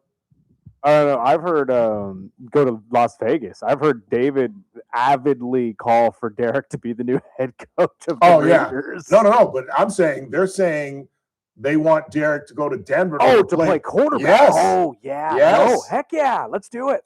I don't think physically he could pull it off. I bet you he could. You think? Oh, yeah. He would do a better job than Phillip Rivers. Or who's the starter? Garrett Stidham. Yeah. He'd be better than Derek Actually, Stidham was the guy who replaced Derek. Yeah. Isn't that crazy? Which would be hilarious if he got a full circle moment out of Would that not be cool? Listen to this. Oh, no, this is the wrong thing. This is the wrong thing. I don't want to play that. I don't want to play that. I want them talking about, please stand by. We got a couple of minutes. Just relax. Everybody calm down. I put so much stuff. And by the way, I've been meaning to ask you, does it bug you when I send you stuff at like 11, 12 o'clock at night? No. Okay, good. Honestly, I'm one of those people, like, if you send me a text message, I couldn't care less because I can look at it later. Okay, that's what I figured. But I just Like, thought if maybe you blow up my phone via calls, now we're no, gonna have I words. would never do that. I would never do that. And I'm not saying you do that, but I'm just saying in general. Oh, there's another thing. This girl gets into an argument with the 5 best running backs in football, and she doesn't mention Derrick Henry. She doesn't mention Derrick Henry and somebody Saquon? And Saquon. Oh, so you saw it? No, I'm just. How did you guessing. know that? Yeah, she doesn't mention him, which is like, Tell me you don't know ball are you without telling me stupid? you don't know ball. Yeah, here we go.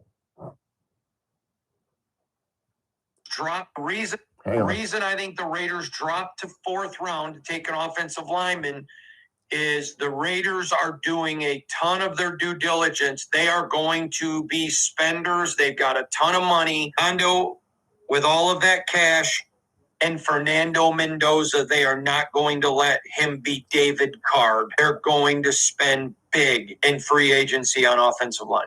And I have heard it said that David Carr is probably the most talented guy to come out in the draft. And remember, that's a draft with Peyton. I mean, there's been drafts with Peyton Manning, Andrew Luck, look at Tom Brady, but he was one of the most can't-miss dude prospects to ever come out. Ever. And David Carr does not get the respect he deserves. I absolutely agree. I agree with his other assessment that we are going to take Mendoza and we are going to draft or sign a bunch of linemen. That has got to be the first priority. But I absolutely agree. David Carr, if you don't remember, got drafted by an expansion team where they had one decent lineman. I believe it was Bruce Matthews, who at the time, I think he only played in David's rookie year because he was at the end of his career. He was 65 years old. 65 years old and playing left tackle. I exaggerate. I think it was like 37, 38. Is that Jake's dad? Whose dad? Atlanta Falcons left tackle Jake Matthews. I think that's his uncle. There's a bunch of them. The one that played at Green Clay Bay. Matthews is a cousin. Right. And his whole family. Yeah, That's why there's a whole bunch of Matthews. But David, I saw David. I never saw Derek at BCHS, but I saw David at Stockdale. He was a can't miss. For Chris Burdick, I'm Ralph Bailey. We'll wrap to you tomorrow.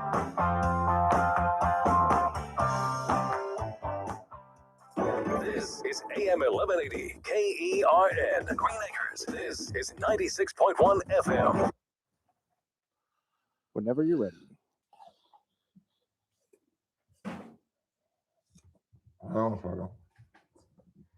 Let me eat my apple. Stop looking at my butt. Stop looking at my ass.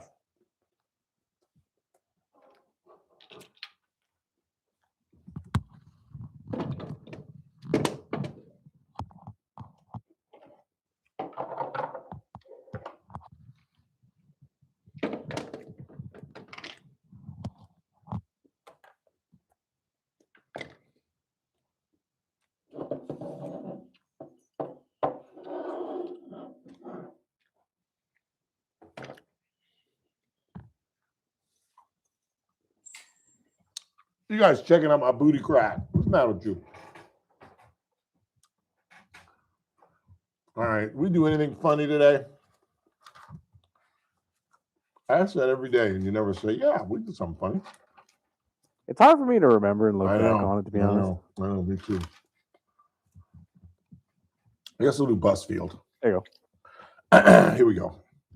3, 2. So Timothy Busfield is a free man.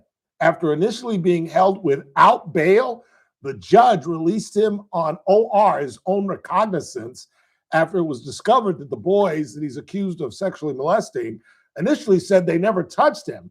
And in the state of New Mexico, lie detectors are admissible, and he passed the lie detector test. Dude might be not guilty.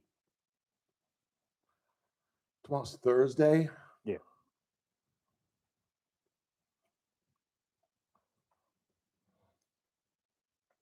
Oh, the Golder thing. That's what I want to pop up. Here we go. 3. What was the Golder thing about? Lisa Cook. Is that her name? Lisa Cook? The woman from the Federal Reserve.